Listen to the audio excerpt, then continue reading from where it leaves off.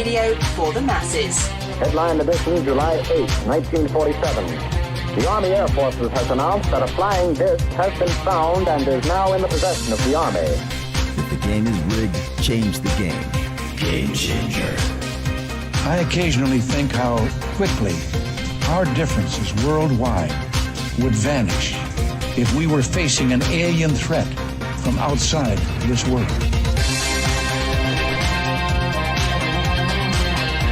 This is Fade to Black with your host, Jimmy Church, on the Game Changer Radio Network and KGRA, the Global Radio Alliance. I need your help to get to the year 1985. You're listening to Fade to Black with Jimmy Church on the Game Changer Network.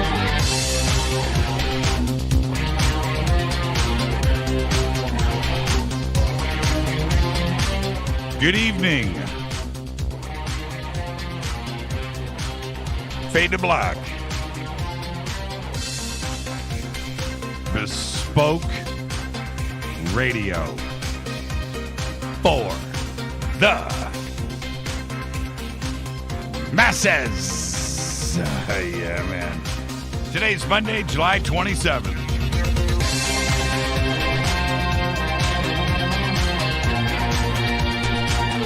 $209 days into the new year. Only 157 days left. We are live from a bunker somewhere in the middle of beautiful Burbank, California, downtown. And I would like to welcome everybody listening all around the world, all across the United States. Hither and thither, to and fro, back and forth, up and down, east and west, north and south. Far and near. This is Fade to Black for KJCR, the Game Changer Network, and KGRA, the planet. Yeah, man, I'm your host, Jimmy Church. What is cracking, everybody? Yes. There are no technical difficulties. You don't have to adjust your television sets. Tonight's Monday. Tonight is Fadernight. Open lines all night long. Now, let's get straight to it. The call-in number is 747-228-2051. We made the adjustments to the schedule, and we do this from time to time, for sure. Because tomorrow night, right here, David Icke joins the show live from the United Kingdom. Get ready for that. And then Wednesday night, Caroline Corey is here. We're going to be talking about her new documentary, Superhuman. And we have a very special surprise guest and star from the movie is going to be joining us. I know who it is. You don't. Ha! And that's Wednesday night. Thursday night, it is the return of Laura Eisenhower. It's been a while since Laura's been on the show. Laura's going to be back in living color right here Thursday night. So, I mean, it's kind of obvious, right? What do? You can't have a week without Fadernight. No. And there has been a couple of times in the past, just let me get this out of the way. A couple of times in the past where I've said to Rita, let's book 4 guests and we'll book a guest on Thursday night, Fadernight. And Rita's, no, open lines. We have to have Fadernight. And that's really, that's the bottom line. I mean, we have to have Fadernight. So we're doing it tonight. There's a lot of reasons that Fadernight is tonight, and I will get to all of that in just a minute. All right? So, now, we just posted up over on social media. I think I got it up in Twitter, too, as well. If I didn't, Rita will do it right now. You've got to go and subscribe to our new YouTube channel. It is called Game Changer Network. All right?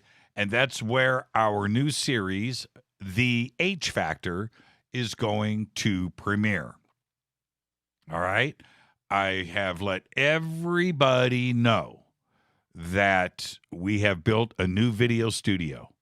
We've got multiple cameras and lights and a set and cool and just things. I mean, wow, right? And I'm excited. I am excited. The H Factor, and H is for human. So you want to go and subscribe, get notifications ready. We just popped up another video up there, little teaser to get everybody warmed up. But you're going to want to do that. And also, GameChangerNet.com is our new website. Oh, we have been working, these last 3 weeks, just insanity. Today. I mean, let me just say this. Last night, as we're winding down, and it's like midnight, and we had not stopped all weekend. And I turned to Rita and I said, okay, we're not talking about lights. We're not talking about gels. We're not talking about teleprompters. We're not talking about sets or backgrounds or cameras or computers or dim. We are not talking about anything anymore. That's I'm done. I'm toast. Right. First thing this morning, calling up Jason Quit. My coffee. I didn't even get a sip yet. I'm like, Jason, okay, I got to talk to you about camera settings. Yeah, man, we're very excited. We have put so much into this. So, yes, please head over to YouTube. It is called Game Changer Network. Rita, can you, can somebody post up the links in Twitter for our Game Changer? Or did I already do it? Can we do it again? Can somebody do it again? One of you Fadernauts, get it up there. Follow me on Twitter at JChurchRadio. At JChurchRadio. Hashtag is the hashtag for the sandbox is hashtag F2B. I'm talking to the Twitters, and man, what's wrong with my brain? I'm talking to the Fadernauts on Twitter. And if you want to know what I am doing, head over to Twitter, hashtag F2B, and you can see what I am doing right now. And I'm speaking to everybody, and we're working. Okay? All right. Hashtag F2BQ is Faded Black Questions. Eric, Awakening Man, just tweeted. And, so I haven't even read it, but Eric's tweeting early on into the show. I just got to read his tweet. He says, I'm not calling and talking about all this crazy disclosure, he said, she said, baloney. My only statement is that Unidentified is a very well-produced show, and I believe, regardless of all the speculations, it's worth watching. Keep your friends close and your enemies closer. I'm not even sure what that means, Eric.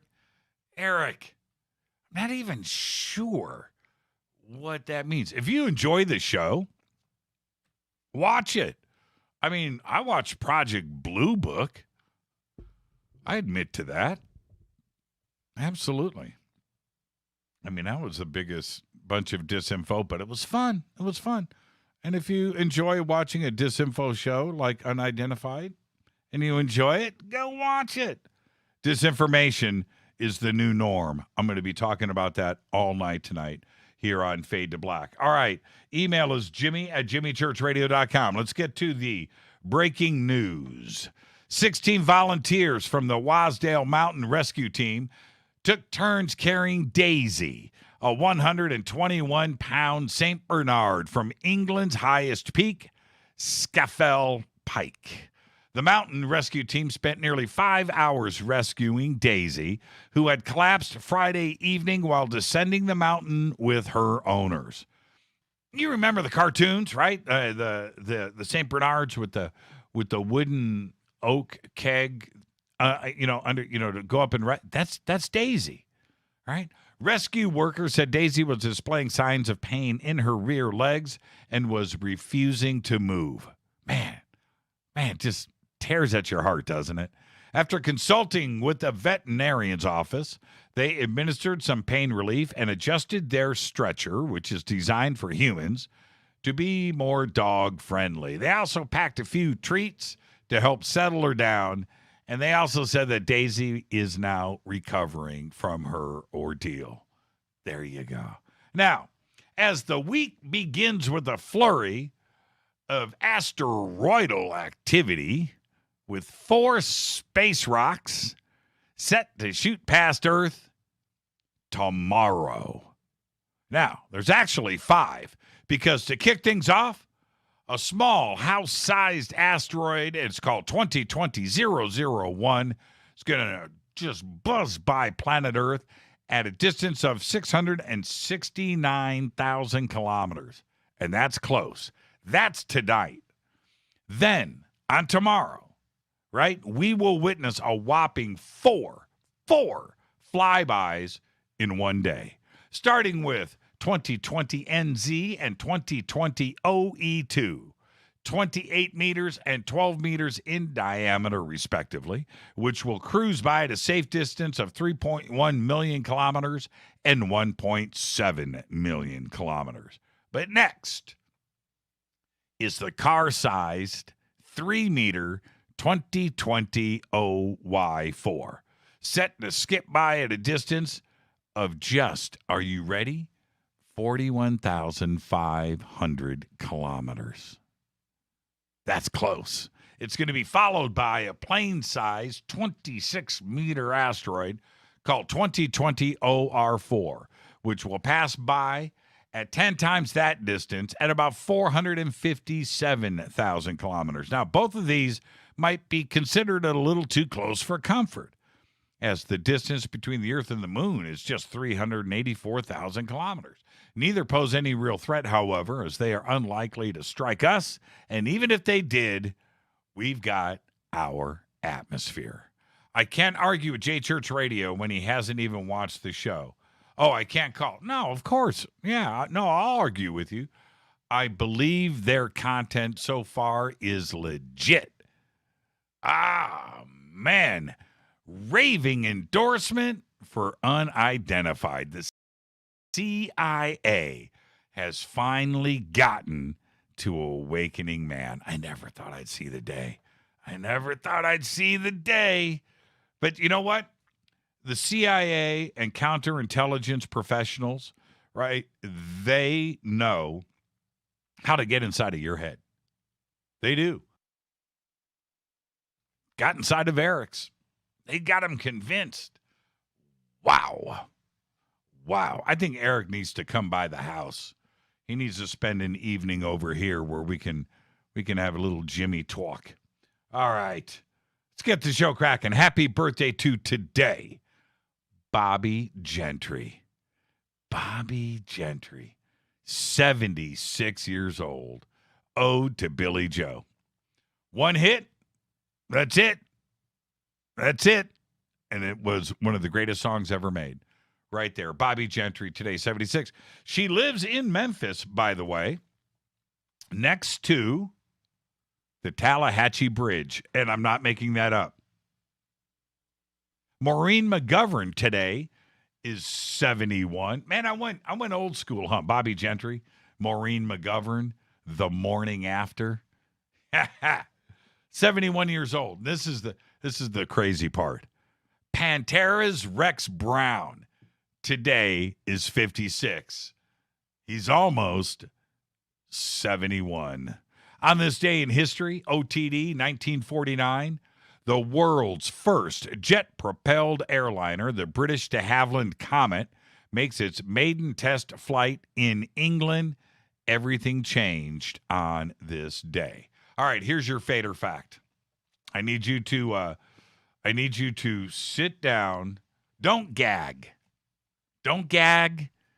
You might want to throw up in your mouth a little bit, but hold the reflexes back because you need to absorb this. You ready? we know what Napoleon Bonaparte smelled like. That's right. This is your Fader fact. He ordered multiple bottles of 4711 cologne every single month and spread it on himself with a paintbrush. The cologne is still available today with the same recipe as when Napoleon used it.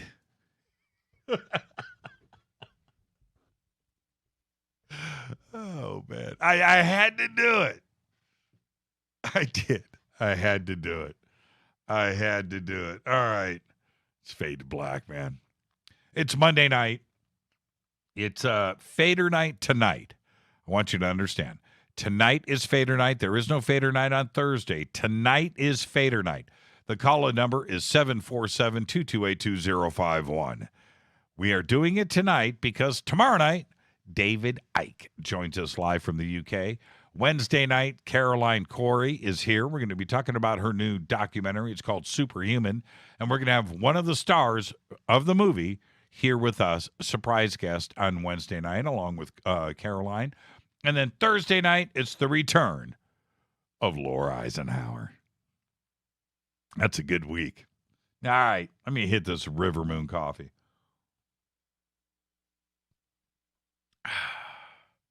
Stacy with an eye just popped in. She's probably not even listening to the show. She's just tweeting. All right.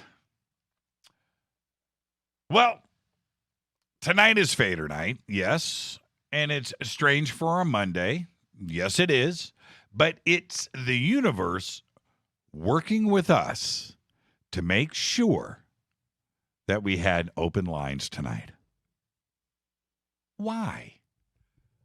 Why? You're asking yourself, Jimmy, but why? Why would the universe get involved? Well, it's actually really simple.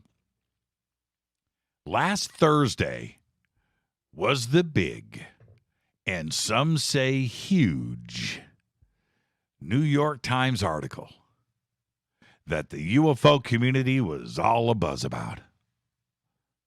But it was the next day, Friday, that was the big deal.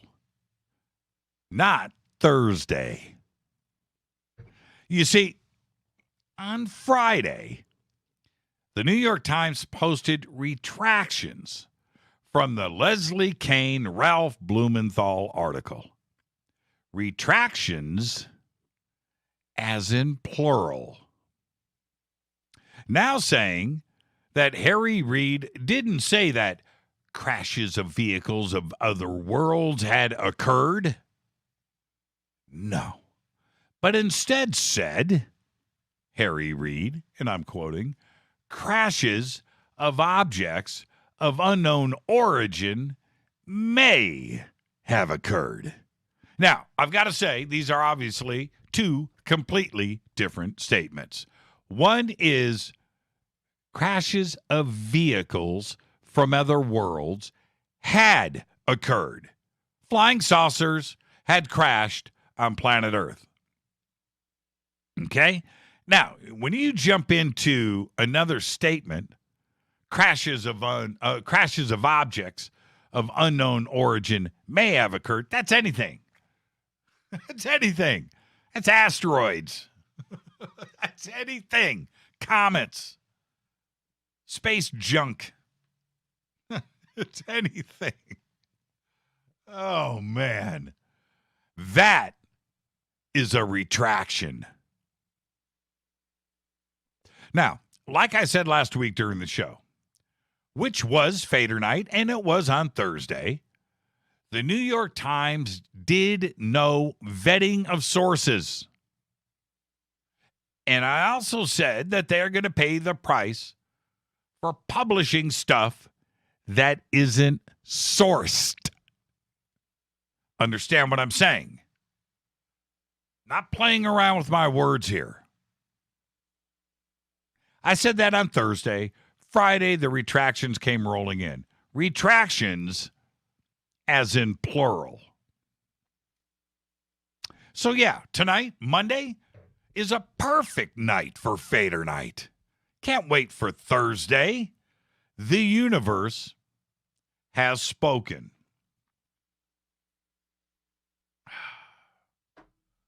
Yes, I know that both Leslie and Ralph have tried to address the issue, and they did that over the weekend. I get that. But seriously, and I like Leslie. I like Ralph. But there is no excuse for this kind of journalism, especially in ufology. The retractions themselves, as in plural, only dealt with Harry Reid. And Harry Reid posted his statements of correction before the New York Times did. Did Harry Reid force the hand of the New York Times? Don't know. Complaints coming in? Absolutely. Sure. They vetted after the fact and had to do the retractions and corrections. Here is the damage. The damage is that every news outlet in the world published their own versions of the story, taken directly from the New York Times piece and using those quotes. And they ran with the story before the retractions. They ran with it because they assumed, and this is what no news organization should ever do, they assumed the New York Times vetted their story. That's what they assumed. It's the New York Times. They vetted it once, twice, 3 times. They had to. We're safe here. It's the New York Times. All ran with the headlines all around the world. You saw them yourselves. The U.S. government has crashed flying saucers.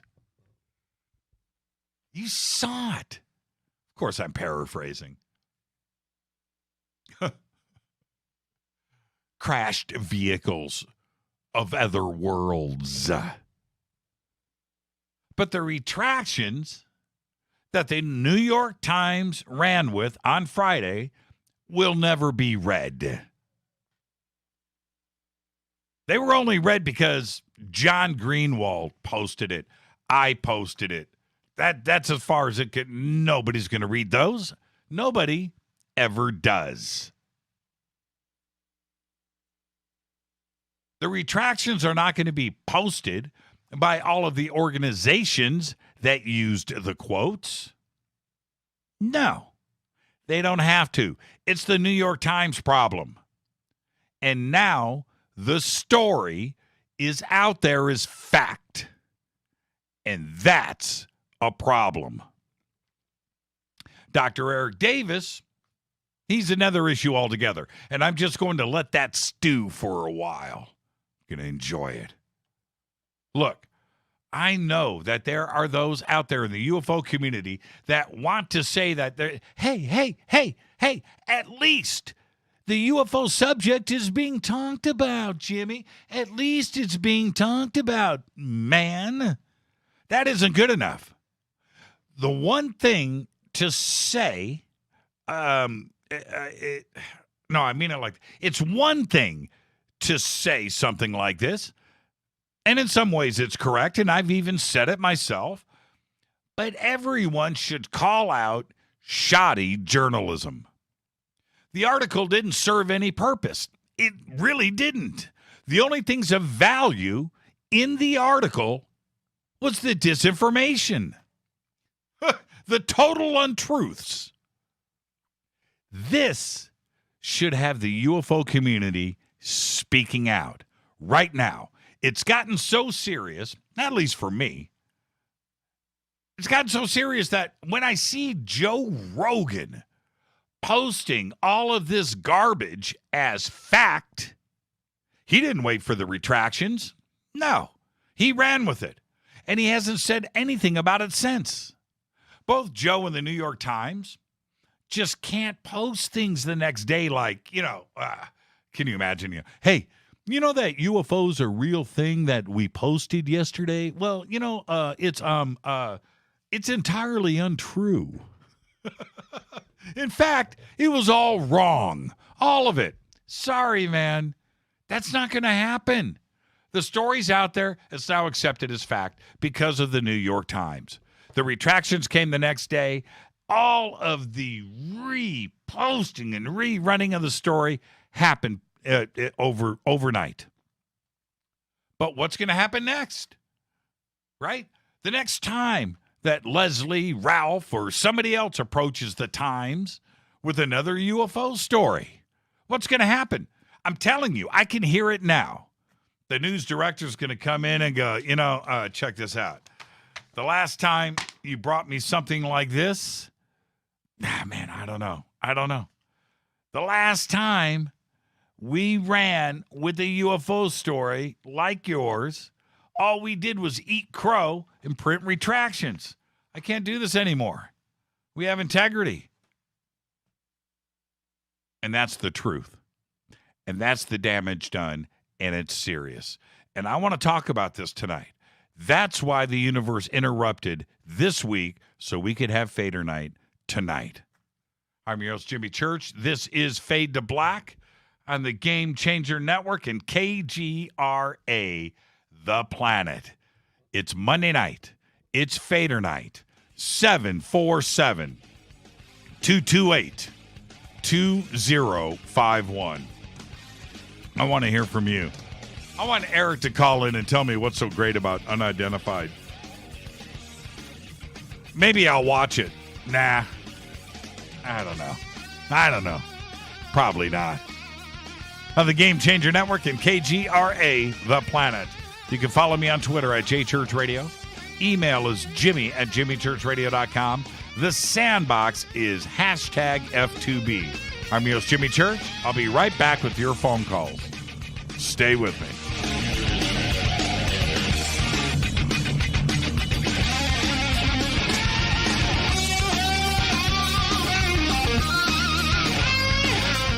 This is Nicole Church, daughter of you-know-who, and you're listening to Fade to Black on jimmychurchradio.com and the Game Changer Network. You're listening to Jimmy Church, Fade to Black. Fade to Black will now pause for alien identification. The station that talks the net. KGRA Radio. Introducing the Game Changer blend from Rivermoon Coffee that delivers a customized blend made specifically for the Fadernauts. If the game is rigged, change the game. It's a bolder cup with some bite. Game Changer is the coffee of choice for those that prefer an organic dark roast that is slightly lighter and milder, but it's still dark. With wild notes of pecans and chocolate with a rich, balanced, full-bodied cup that is roasted to perfection for a great coffee to start your day, as an after-dinner coffee or anywhere in between. Artisan, small batch roasted to perfection. USDA certified organic, all Rivermoon coffee is freshly roasted and packaged in the USA. Just go to rivermooncoffee.com or click on the banners over on our site and use the promo code F2BBLEND for 15% off of your order today. rivermooncoffee.com. Go Beckley Teppy. This is the only way forward. This is Fade to Black. Make contact. KGRARadio.com. This is Jimmy Church of Fade to Black, and you can get our podcast for just $2 per month. All you have to do is click on the podcast banner over at jimmychurchradio.com. Hi, folks. It's troubling times, and fear is pushing emotions, which in turn pushes health the wrong direction. Do you ever get an ache because life is uneasy? Try Life Change Tea at getthetea.com. Life Change Tea works on your digestive tract, helping to move food through quicker and comfortably so your health is spot on.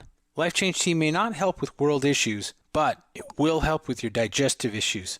A glass a day helps keep the intruders away. So, change your life today. Log on to getthetea.com. That's getthetea.com. If your health game is off, get on by ordering Life Change Tea. Getthetea.com. And while you're on our site, look around at the great non-GMO organic supplements. And if you're a sales shopper, go to our specials page and see what's for you. I've been drinking the tea for 12 years and I'm sure glad for its health benefits. Again, that's getthetea.com. Getthetea.com. The tea that makes you go. 9 out of 10 geneticists agree. Fade to Black is not your father's radio show on the Game Changer Radio Network and KGRA, The Planet. Hi, this is Rob Reiner from Anvil, and you're listening to JimmyChurchRadio.com. What's up? I'm Chris. What up? This is Kyle Massey, and you're listening to Jimmy Church Radio.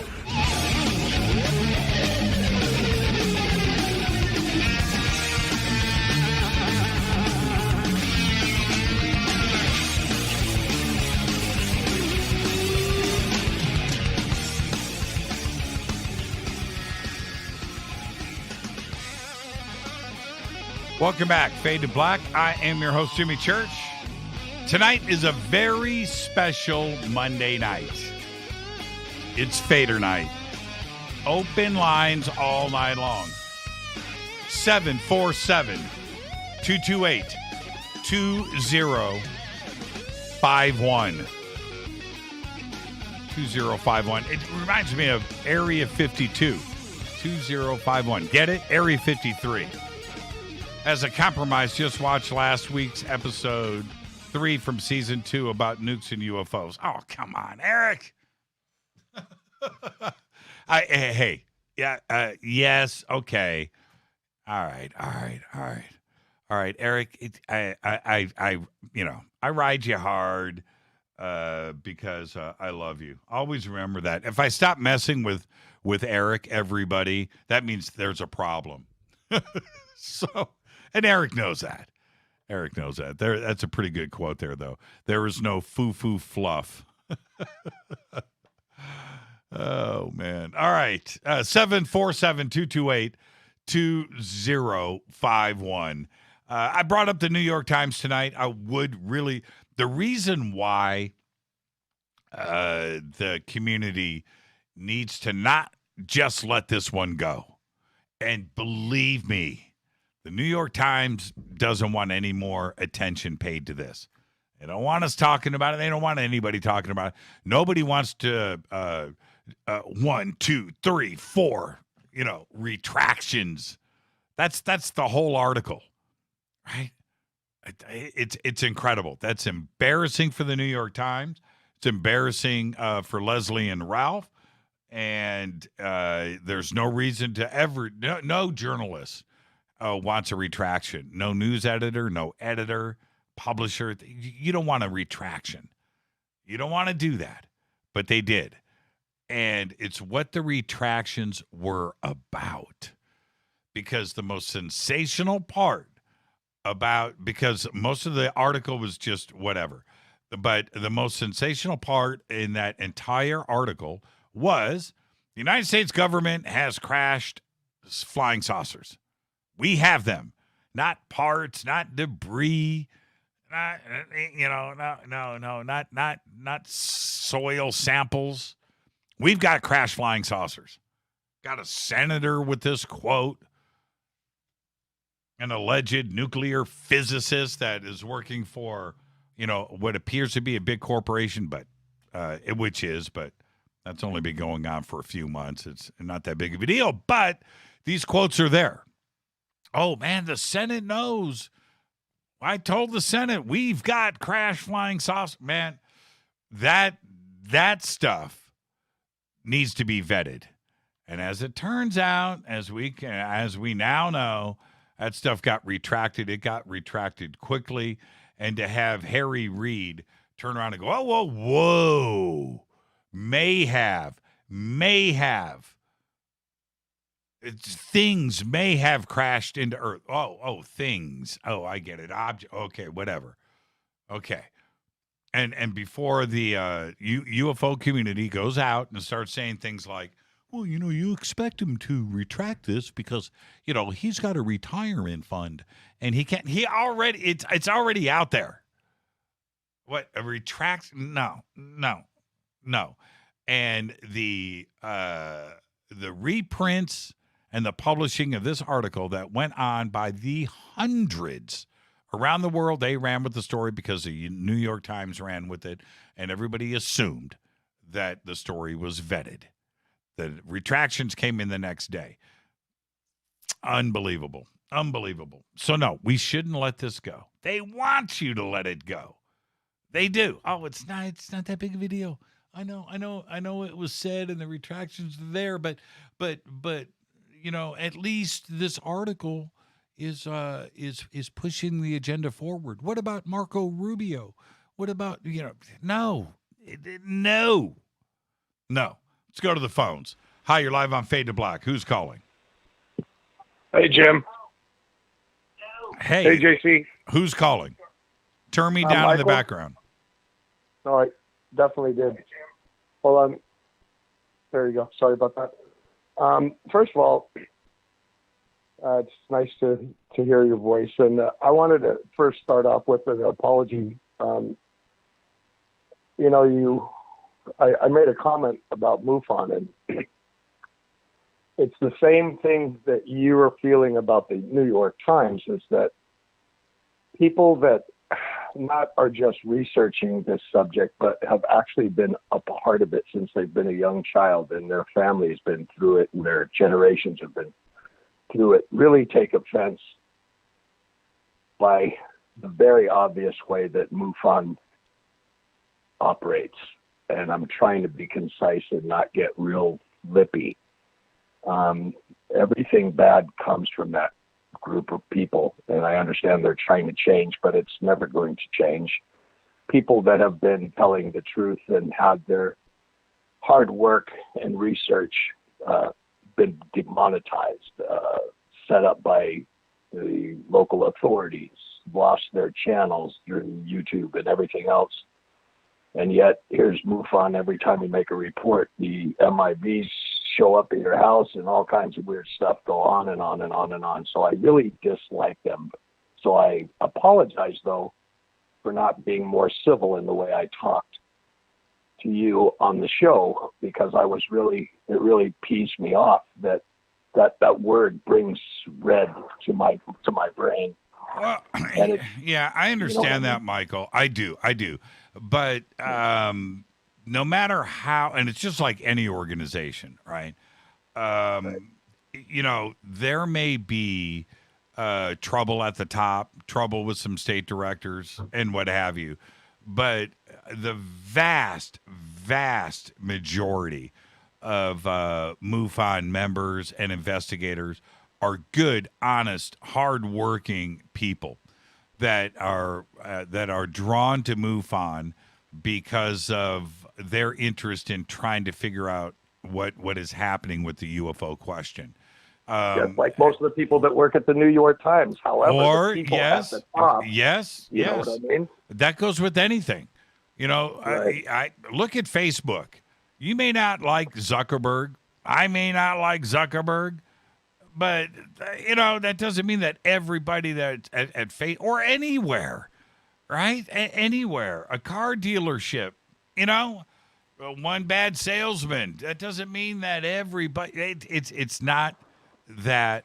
It's not that way with MUFON or anything else, And so it's just such a personal experience, though. I mean, if you are a real experiencer and you're out there, and I started researching because all these things I know are coming back to me when I started to remember things many, many years ago. And I started to do this research to say, what the heck happened to me? What was going on when I approached my mother and asked her, Mom, did I? And I started to find the common traits through all of the multiple people and researchers, and like Brian Bike way back in the day, and finding out a common thread of what I knew in my own mind and research was people that were telling the truth? What was the common experience, and what were the commonalities between these people? Yeah. But Michael, Michael, let me jump in here. Let me say something very important. Absolutely. You are tenacious. Okay? Yes, I am. But, a 60, 70-year-old grandmother that has a sighting ain't going to do all that. She needs to call an organization and report, what she has seen and hopefully get some answers to something that she's not going to go and follow up on the web or go read a bunch of books or go watch a bunch of documentaries. You're the exception to the rule. If somebody calls me up and they've done it many times, I had this sighting. I just don't know what to do. You know what? Right now, call MUFON. Get on their website, report the sighting. Other people will see the sighting. Hopefully that they can cross-reference it. Maybe somebody will contact you, because there isn't any place for people to go. It doesn't exist. What, you're going to call Tom DeLonge? There isn't any place to go. That was a great example of hell no. Well, exactly. How many people have found Fade to Black, and it's in the thousands, have found Fade to Black because they're punching in UFO on Google. This show pops up, and they listen to it, and then they call in. How many times? But that's not really what I understand. Jim, I love you so much because you're like the twin brother with the calm viewpoint of it. But the thing is that this is what's really bugging me, and I agree with everything that you're saying, and it's 100% true. However, please feel me on this, my brother. I had my whole life, I've been drawing circle people back in 60s, early 61, 62. I went to schools where I was so far ahead of everyone else at a young age, always saying, oh, he's problematic, because I didn't agree because I knew it was lies. I asked my mom, did I ever get sleepwalking? People brought me home and you don't remember what they look like. There's so many questions I asked her before I died on this search to find out why me with so many different things, seeing UFOs in the Navy and being kicked out of the Navy because I refused to not report it. Stuff like that. I mean, my whole life. So it's really, really deep with me. I'm trying to find out what happened and why and what's going on and who knows about it. And so that's where I'm coming from. And I can tell you something, Jim, that you should take great solace in, because even though you're upset about the New York Times and what they did, it's a backfire on them, in my opinion. It's a complete backfire. Because more people, especially the people that find these channels and call in and never really experience, but they want to be part of the conversation. They are those same people that the government and those that control all the networks and all of the periodicals that we have available. That just took those people that aren't on the same level of depth of experience and research, that will be so reactionary that actually now it works against the New York Times and the powers that be, because people are the type of normality that says, wow, wait a minute, they retracted it. Now you've got their attention. If you didn't have it before, you do now. Well, but here's the other problem. And before we end this call, I want to say thank you. Okay, brilliant phone call, Michael. But let me say this. This is why I defend and will stand up for the UFO community, is this situation right here. And I watched it play out in social media, and I know it happened in homes around the country, maybe around the world. And that is the experiencer, the UFO researcher, enthusiast, that says to their friends that night, hey, did you see the UFO article in the New York Times? United States government has crashed flying saucers. Check it out. They're cocky. They want to show their friends. They want to shout. They want it out there. It's all over social media and Twitter and retweets and shares, all the glee and the happiness, right? And that skeptic friend of theirs is forced to shut up for a minute because it's the New York Times. It's Senator Harry Reid. Okay? Then the next day, that friend goes back to the friend that shared the article with them and says, hey, the New York Times just retracted the entire article. The United States government does not have flying saucers. See, you bring me this stuff and you wonder why I'm a skeptic, and then this stuff happens, and then this stuff happens. And then the person that shared it out of feeling cocky, feeling vindicated, is now humbled once again by the media.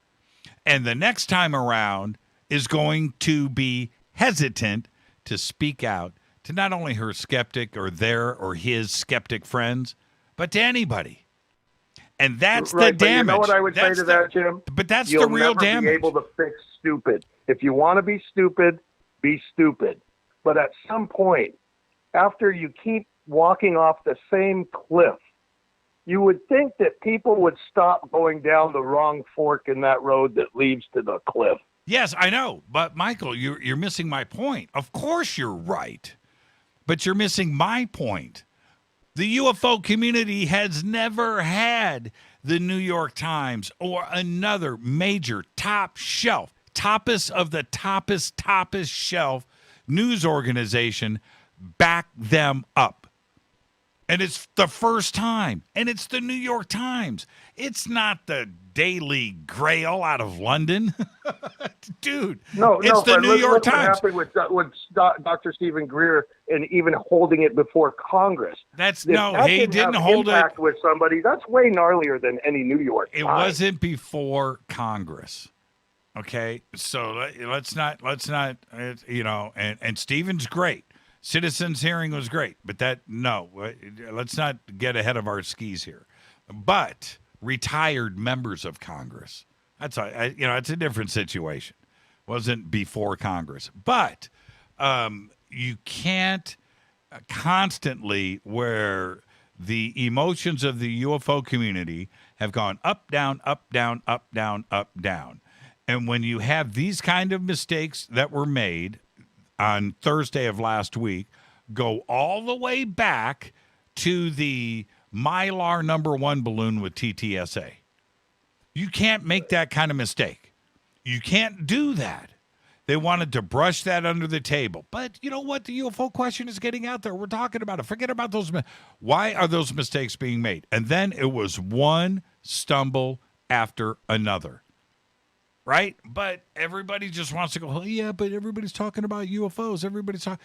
And now it's disinformation and outright mistruths and untruths only to be retracted the next day. And I'm telling you, Michael, when you have hundreds of news organizations around the world run with that story and run with it for one reason only, the New York Times ran it first. The New York Times vetted their sources. The New York Times is solid. They know what they're doing. And if they're going to run with a story like this, it must be true. So we're not going to take the time to vet. We're not going to take the time to call Harry Reid. We're not going to take the time to call anybody in the Senate, the intelligence. No, we're just going to run with this story. And that's the damage. And it went out as fact, as truth. The retractions were not printed by the hundreds of news organizations the next day. They weren't. They don't have to. That's the New York Times problem. And I don't think, and I've never been more serious. I just don't think it's cool. I don't. I have such respect for Leslie Kean, and if you go back to I Know What I Saw, right, James Fox, and you go back to those Out of the Blue, you go back to those documentaries and check out Leslie Kean and her work throughout Central and South America her research with those governments and the things that she has done over the years. I have immense respect for her. And Ralph Blumenthal, he's got a reputation. And then you go and you see something like this. Why would you go and run with this without it being vetted and be forced into retractions? Leslie doesn't want retractions. That's just what think about it, though, Jim. It's just like and you know why. Because when you reach such an audience and come from a place of prior credibility, if you get the wrong attention, you know and I know, 100%, those gnarly superpowers that are here to protect their butt until they decide, if they ever decide on really being honest about disclosure, they threaten them in such a way that they have no other choice than to retract. And I mean, I know they're journalists. I know they're in the same profession as you, because you are basically a journalist. You are you dedicated your whole life to this, brother. You do it on 4 nights a week and even on coast to coast. But you know and I know, we know so many people that have had their family and their lives threatened when they get too close to the center of the target. Well, okay, and this is where I lean so hard on intentional disinformation. Intentional. From this whole circle, this whole group of people. And the names, there's 30, I'm going to say 30. There's 30 people on that list, and I'm not going to name them. There's no reason to go there.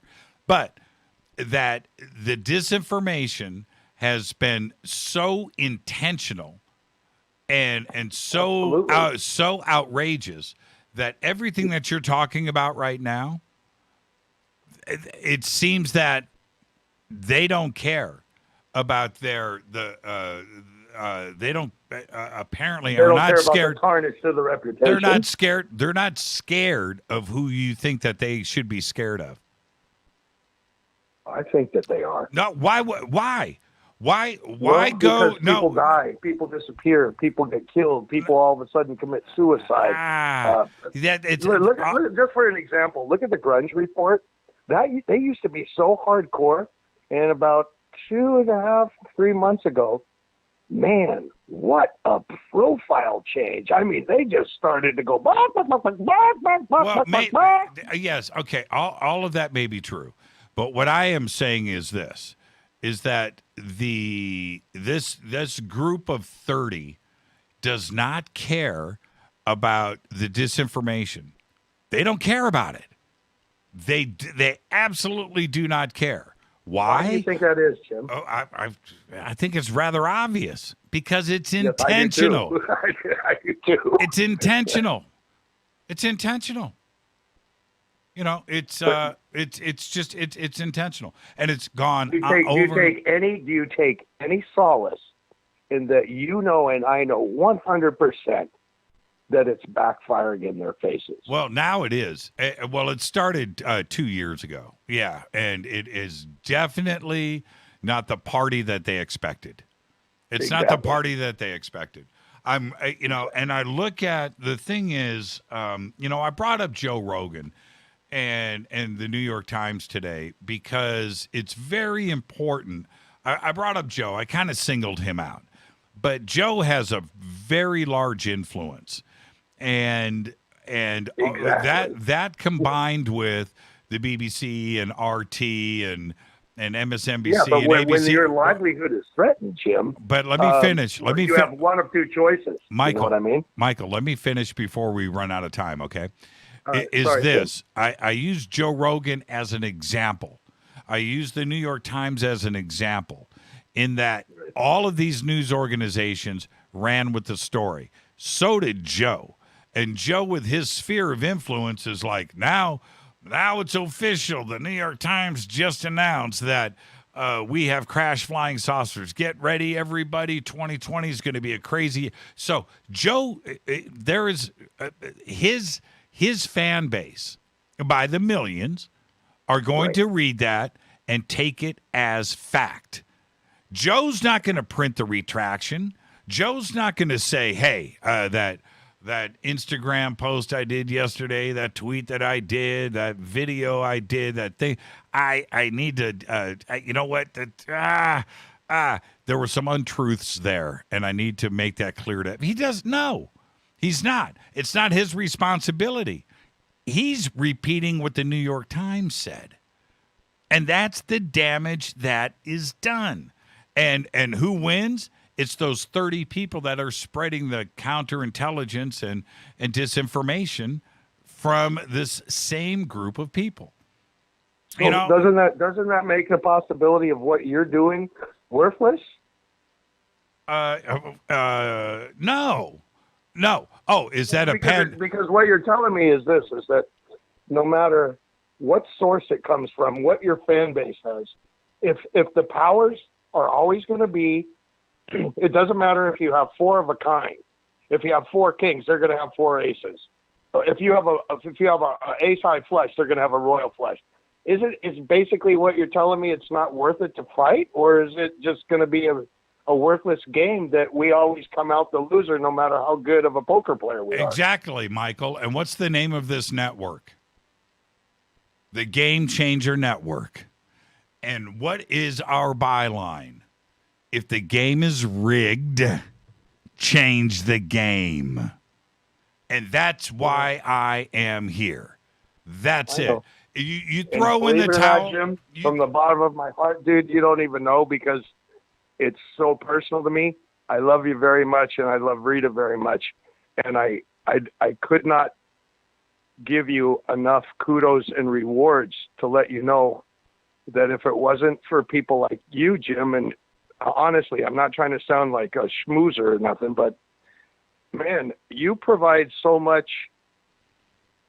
You provide pretty much the only comfort that I get in knowing that I'm validated in my beliefs, my experience, my hope for the future. I'm not trying to lay it all on you, Jim, but man, that's, you're kind of like a superstar to me, Jim. And I mean, I've known you for years, but you have big balls, and I appreciate that. Well, I appreciate it too, Mike. And I've got to run to commercial. Thank you so much. We'll see you tomorrow night right here. David Icke coming in. And until then, man, just be safe and go back, Lee Tappy. Thanks, Jim, and go back, Lee Tappy. I appreciate you guys a lot. Thanks, Jimmy. Yeah, right on, man. Have a great night. This is Fade to Black. I'm yours, Jimmy Church. Tonight is Fadernight. Don't adjust your television sets. You don't have to do anything special. Tonight is Fadernight. Now, with that, it's open lines all night long. 747-228-2051. 747-228-2051. More of your phone calls are next. Pop something in Twitter right now, I dare you, at JChurchRadio. I'll be right back. Stay with us.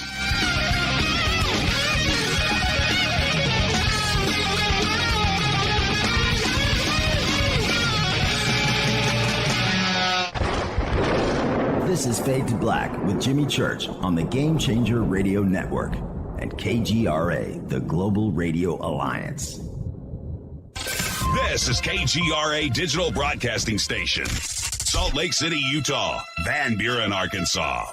Hello, my name is Billy Carson, and I am a best-selling author and the founder of ForbiddenKnowledge.tv. Together with my team, we have built an all-new conscious streaming TV platform designed with every family member in mind.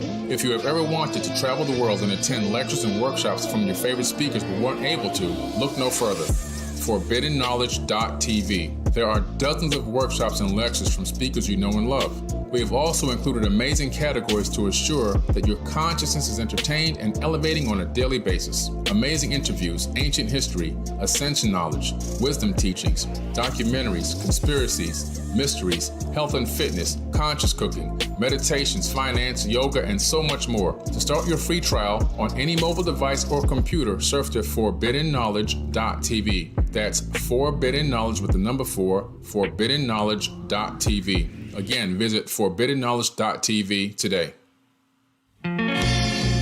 Introducing the new Surfer Music app. Listen, Fadernauts, you know I love my music. This is my go-to for all things notes.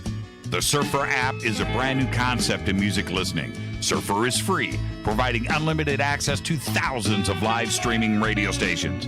Surfer is an exciting, interactive listening experience. Discovery and surprise are built right in.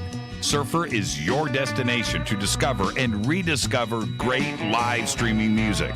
It features high-quality audio streams, free access to music from thousands of live streaming radio stations, unlimited listening, unlimited skipping. You get a music visualizer, and you can also select your favorite channels.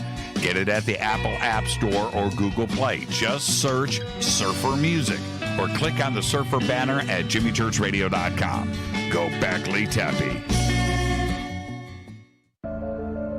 When you take the beans from Central America with dashes of Indonesian and African mixed in and then roast it to the dark side of Fade to Black, you create the ultimate brew of fringe. Introducing the Fade to Black blend from River Moon Coffee. Yes, River Moon's darkest customized roast was created for the love of Fade to Black. The alchemy of masterful roasting and smoking the beans is in every sip of this full-bodied, dark Java. I need my coffee dark, deep, with distinct bittersweet chocolate highlights, just like the bunker. Leaning further into the darkness of the roast is Fade to Black blend from River Moon Coffee. Just click on the banner at jimmychurchradio.com and use the promo code F2BBLEND for 15% off of your order today. Go Beckley Teppy. Hello, I'm Katie, and you're listening to my main man, Jimmy Church, on jimmychurchradio.com. Hi, this is Ray Hobbs here, repping the planet, and you're listening to my good friend, Jimmy Church, Fade to Black, on the Game Changer Network and the KGRA Digital Broadcast Station.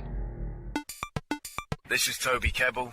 You're listening to jimmychurchradio.com. Don't hurt me, Jimmy.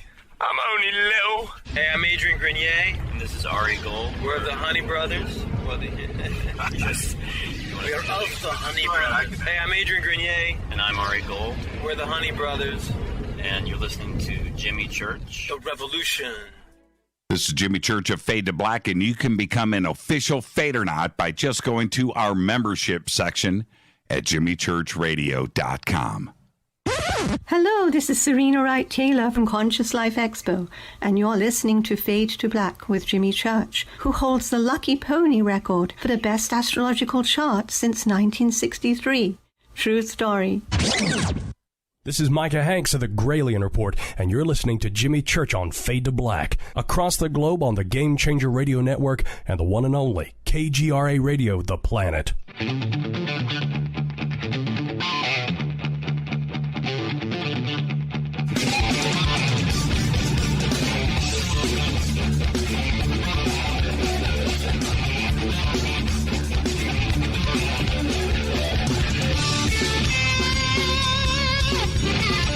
Welcome back, Fade to Black. It's Monday night, but tonight is Fader night.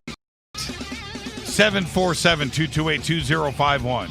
It's your phone calls, your conversation, UFOs, conspiracy, time travel, paranormal, supernatural, lost history, everything. Tonight, I'd like to talk about the New York Times and their retractions, as in plural.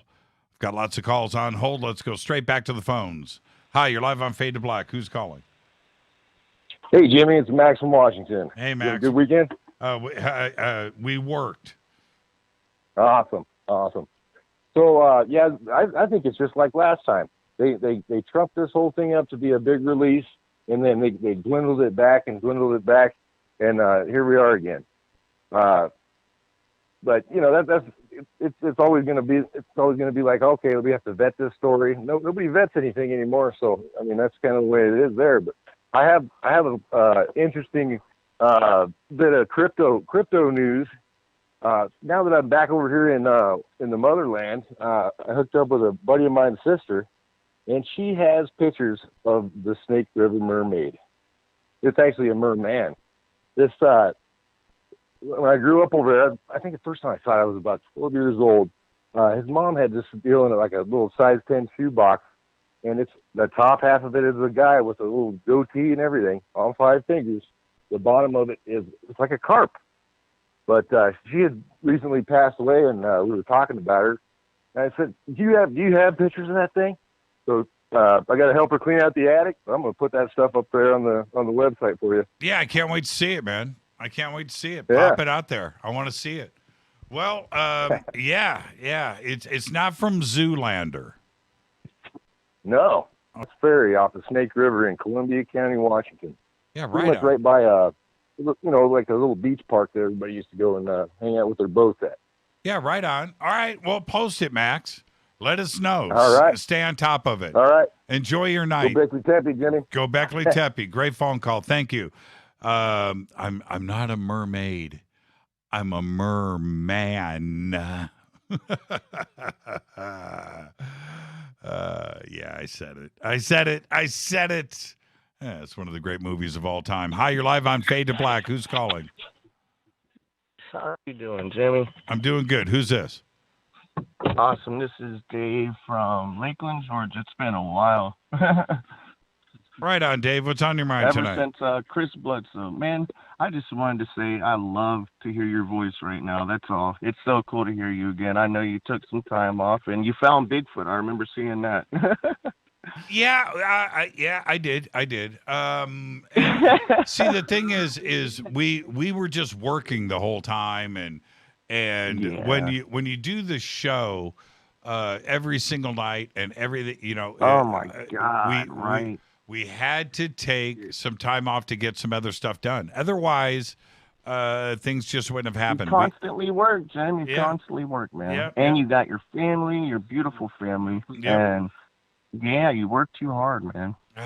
But it's all good. Wait till you see It's all good. the new series, The H Factor. Go and subscribe to the YouTube channel. Check out the new website. We've revamped everything Okay. here. Yeah. Okay. Yeah, we've got all the stuff going on, and we built a new video studio, and Oh, cool. yeah, it's going to be awesome. And the premiere episode, I promised everybody by the end of the month, and today's the 27th, and so far, so good. Awesome. we That's should have it. so cool. Hey, Dave. That is so. I will definitely get that. Thank you so much, my friend. And Enjoy how's the rest. that roast of coffee, man? It's the best, man. It's the best. I love it. You know, I love it. We have the Fade to Black blend is the best. It absolutely is. I wake up to it every morning. I love it every morning. Thank you so much, man, and thank you for supporting the show. Absolutely. And I just wanted to say, man, like it's been hard. Like what the world's changing. The world's like constantly changing, and it's hard because I'm a younger man, and it's like I just want to know, like, how do you adapt to what's going on nowadays with all these changes, Jim? Like, it's so hard. Man, I don't, we're all going through them together, and how things are going to be different. Well, they're already different today, but Yes, once we come out on the other side, how is the world going to recognize the changes, the things that we do need to do? We need to consider everything.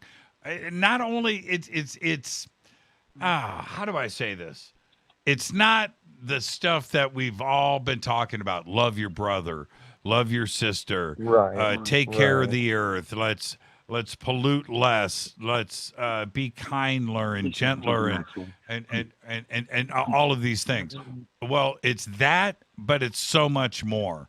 And I don't know. I hope that we don't have amnesia, that we just don't go back to the same old, and we take advantage of where we are right now and do it. Yes, sir. So yes, sir. Yes, sir. Thank you so much for talking to me. Thank you, Dave, and enjoy the rest And of you your night. have a beautiful night, you and your family. Thank you.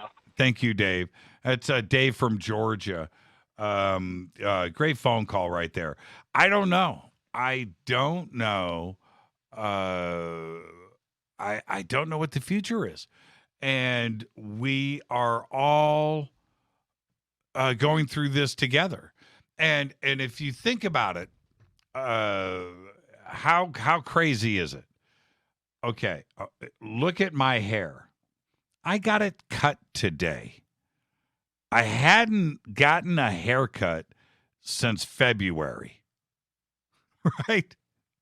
I was ragged, but the woman that cuts my hair has cut my hair since 2008. That's 12 years. Her hair salon is closed.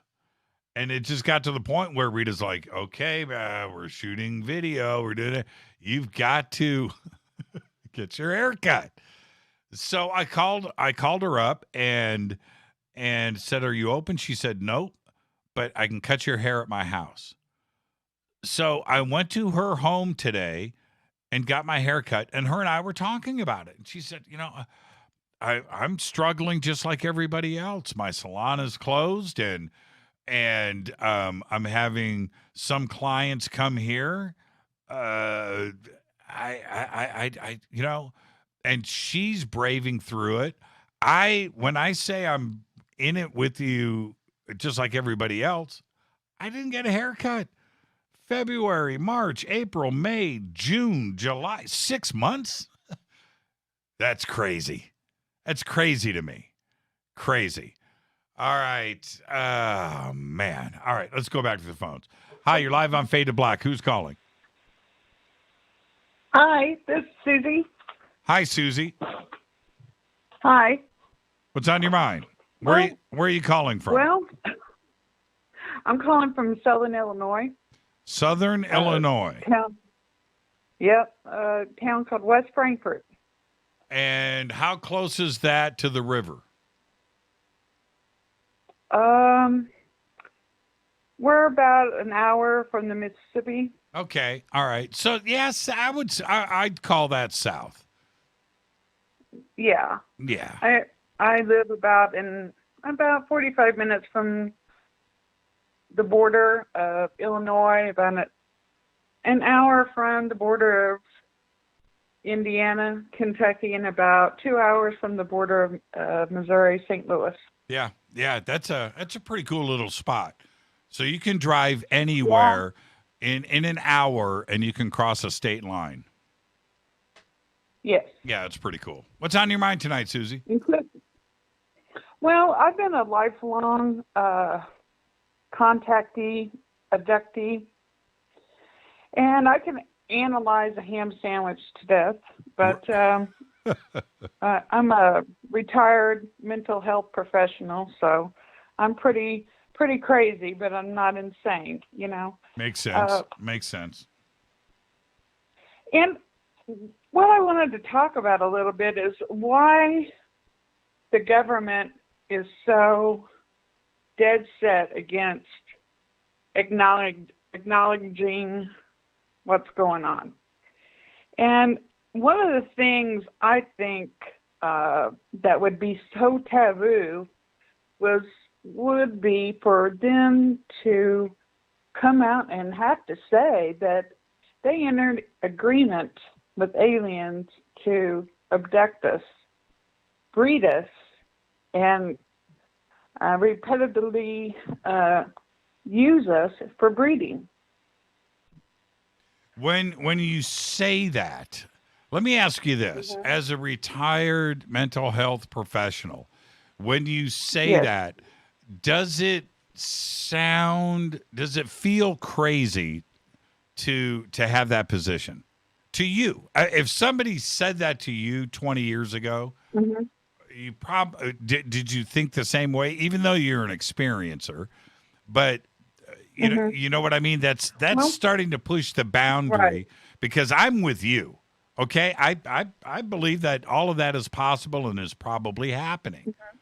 I don't have another way to look at it. I'm okay with it, but not everybody has an open mind into it.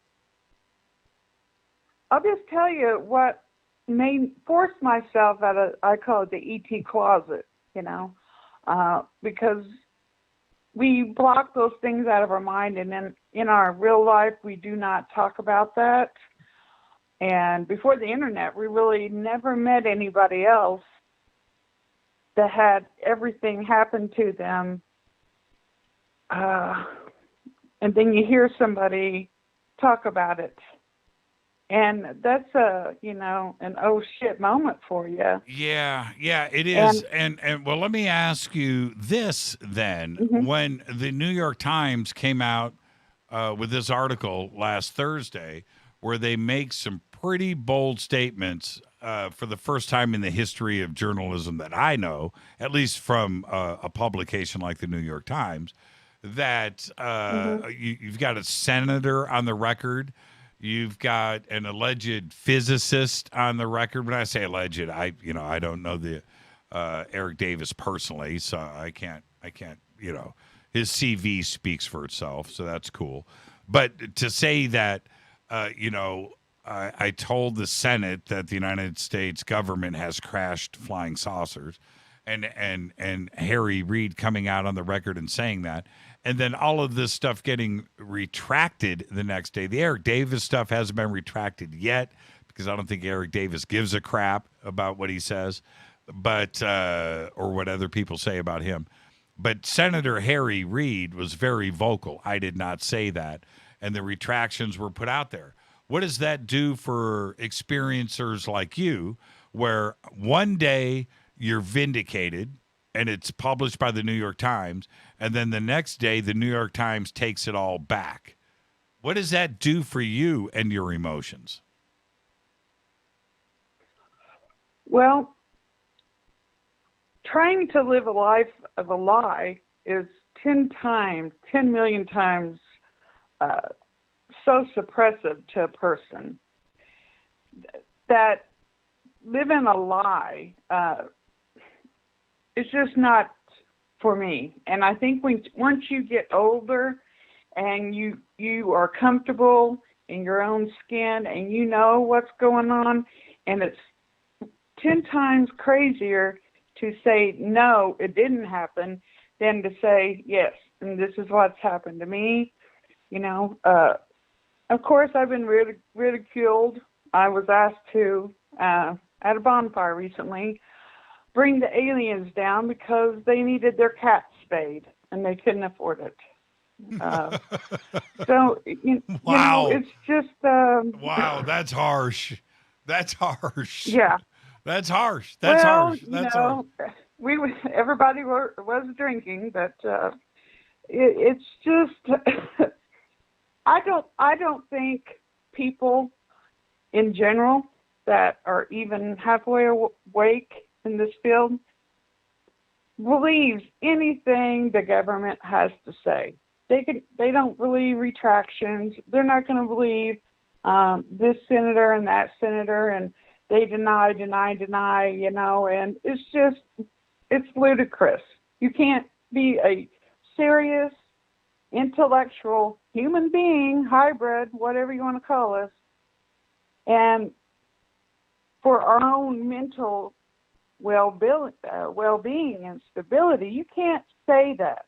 And if anybody does say that, like they did in the retraction, you just got to say, that's bullshit. Yeah. And just, kick some grass on it and keep going, because you just don't have time in your life for that kind of crap, Thank you so much, Susie. I'm 50. Thank you. Yeah, go ahead. You're 60 what? I'm 54. 54? Yes. You're just a kid. Yes. You're just a kid. I'm going to I'm going to be 57. I'm going to be 57. Oh, man. It's a good thing you're sitting down, Jimmy, because old bones are brittle. I'll talk to you, Susie. Thank you for the phone call. I have a question. Sure. One thing I did want to say is whenever I did come out of the ET closet, it was due to having an experience. And after that, I had a fungal sinus infection on the same side of where they had probed in my nose, and within a month I had to have an emergency hysterectomy because I was hemorrhaging. So, what's your question? What was your question? I'm curious if anybody else has ever had anything that you know of that they actually had to go to the hospital and have surgery to for the hysterectomy, and they could never give me a reason. I never saw the doctor more than once after the surgery. Mm-hmm. And when I went home, and this is when I had to come to ET moment inside myself, I had looked up on Google, and it said number one reason for having an enlarged uterus. They told me that my uterus was super large, and it was interesting to me because I had never had children, and they called me a liar. And 3 different OBGYNs told me that. 3. Well, okay. Now that you put it out there, let's see what the other Fadernauts have to say about that. That's a very, very interesting. Well, the number one reason for having an enlarged uterus was multiple childbirths, multiple pregnancies. Right.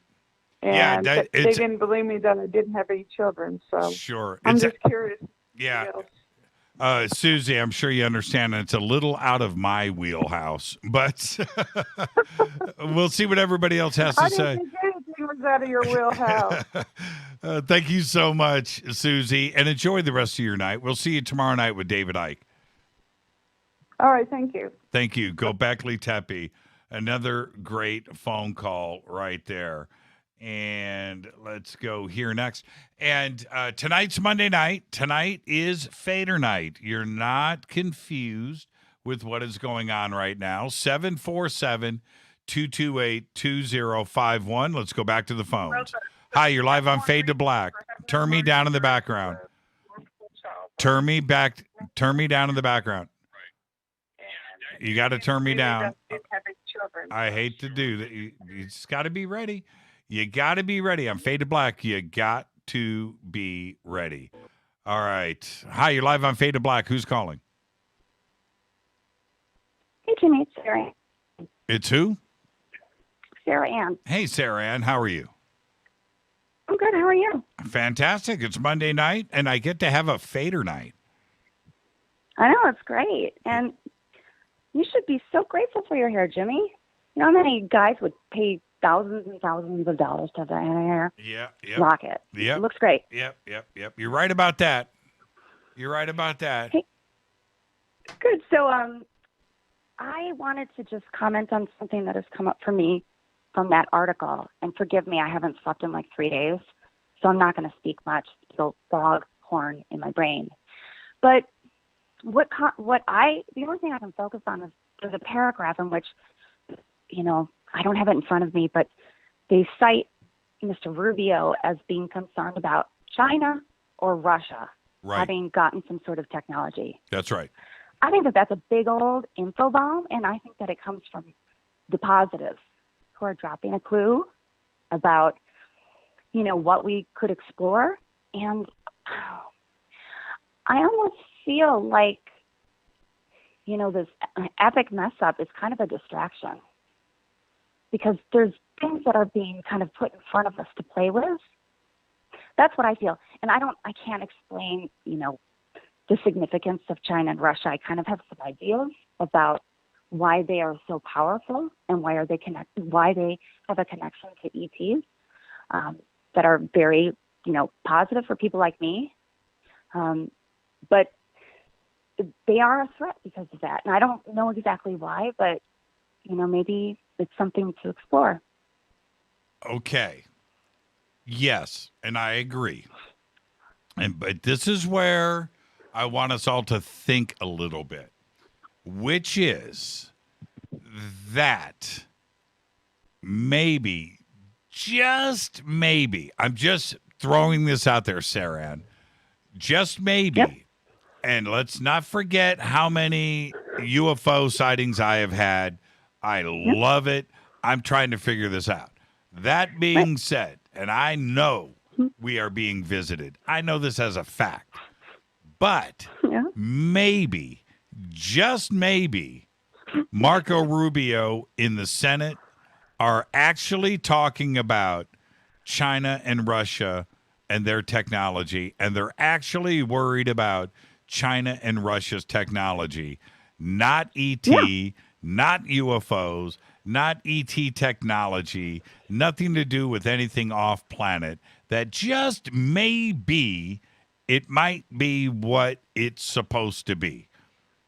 Just I couldn't maybe. agree with you more. Yeah, just I couldn't maybe. agree with you more. And the thing is that this is what is great if you can come together. And I love, the Fadernauts know who they are, that I meet with quietly, and we share this information and ideas with no agenda other than picking up the clues.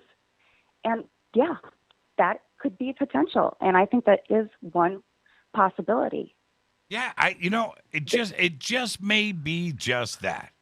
That's all. It just may be just that. Well, it has the thing is that a good thing or is it a bad thing? I'm pretty sure I'm on to what you're saying. I'm on to what you're saying. What I have seen, I can't explain. And nobody out there, not anybody in the Senate, not anybody in journalism, would want to go out and see what I have seen and report on what I have seen, just like I have reported what I have seen. I'm not the end-all, be-all, but when I am surrounded by large groups of people where we are watching and witnessing this stuff, we don't need to have confirmation come from the New York Times. Having the President of the United States say something definitive, that's great. Okay, having the President of the United States say, you know what, there are a lot of people out there that are watching stuff in night vision. There's a lot of orbs going around. There is a beer can UFO that was sighted in Washington. These are the things that we are going to throw money into. We're going to figure this out. We're going to interview the witnesses, and we're going to find out what's going on. That would interest me. You know what doesn't interest me? Retractions of lies. That bothers me. I mean, that really, really bothers me. And misinformation. And I will defend this community, Saran. I will defend you, and I am going to find out what's going on. Well, just consider that this sloppiness might be bringing us into focus with the details of this article. I think it's a clue, and, it's something to explore. That's it. And I don't know what's up with it, but, there's just a lot of distracting going on. And I don't know. Yeah, they're good at it. Keep my head in the game and stay focused. That's it. They're good at it. They're good at disinformation. That's their job. It's their job. It's their job. Professional. But I think there's little nuggets of truth in that disinformation that even they don't know. Yeah, it could be. Put in there. Could be, Saran. And thank you for the phone call. Well, thank you for taking my phone call. You have a great night. You too, Saran. Great phone call right there. Go Beckley Tepe. And I don't want to in any way sound like I've gone down another road or something strange is going on. No. I'm trying to get to the bottom of this. I get excited about this article. I pumped it up. I said to everybody, man, these articles are about to drop. It's going to be great. It's going to be great. It's going to be great. And then that happens. No, this community should be completely outraged. It's Fade to Black. I'm your host, Jimmy Church. More of your phone calls next.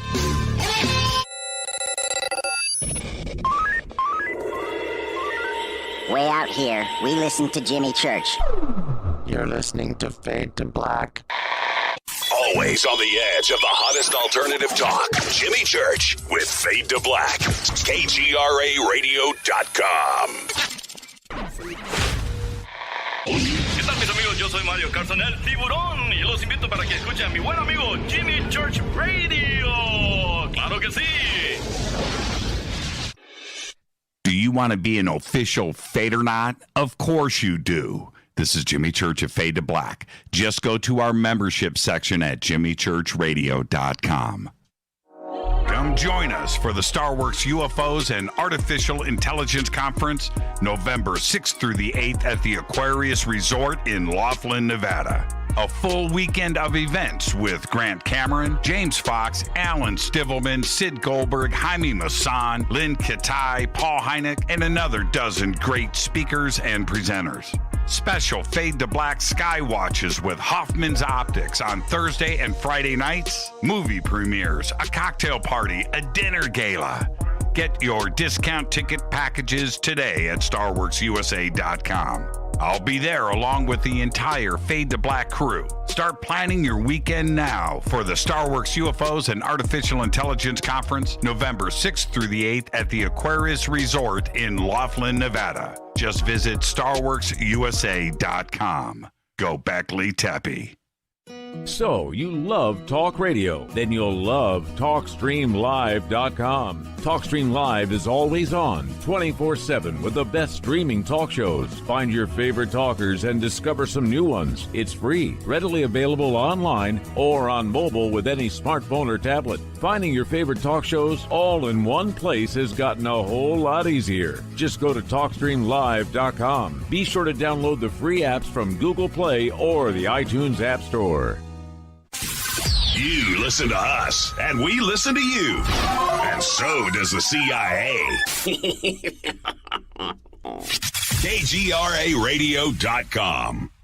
Permanent industrial glue impossible to remove? Not anymore, because Handyman Formula by D-Bond is a patented chemical adhesive remover. It's used in the building and home maintenance industry, but now it's available for your home use, for your DIY projects.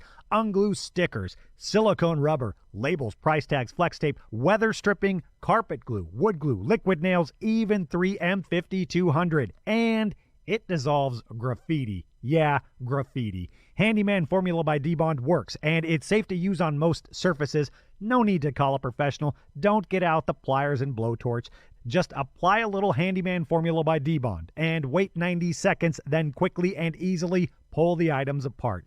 Get unstuck. Visit DBondHandymanFormula.com. That's DBond. Telepath is a weekly digital newsletter filled with the latest paranormal news, trending topics, and fresh articles from some of the most popular critical thinkers in the community today. Stay informed on your favorite paranormal podcasts and live streaming talk shows. Interact with the Telepath and upload your paranormal story or pics. It could be featured in an upcoming edition. Sign up right now for the free Telepath newsletter at paranormal.radio.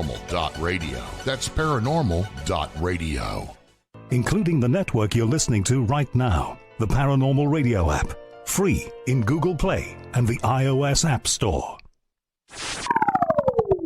You are listening to Fade to Black with Jimmy Church on the Game Changer Network. Oi, oi, I'm Reese Evans. You're listening to Jimmy Church. This is Revolution. The revolution will not be televised. The revolution is on radio. Ciao.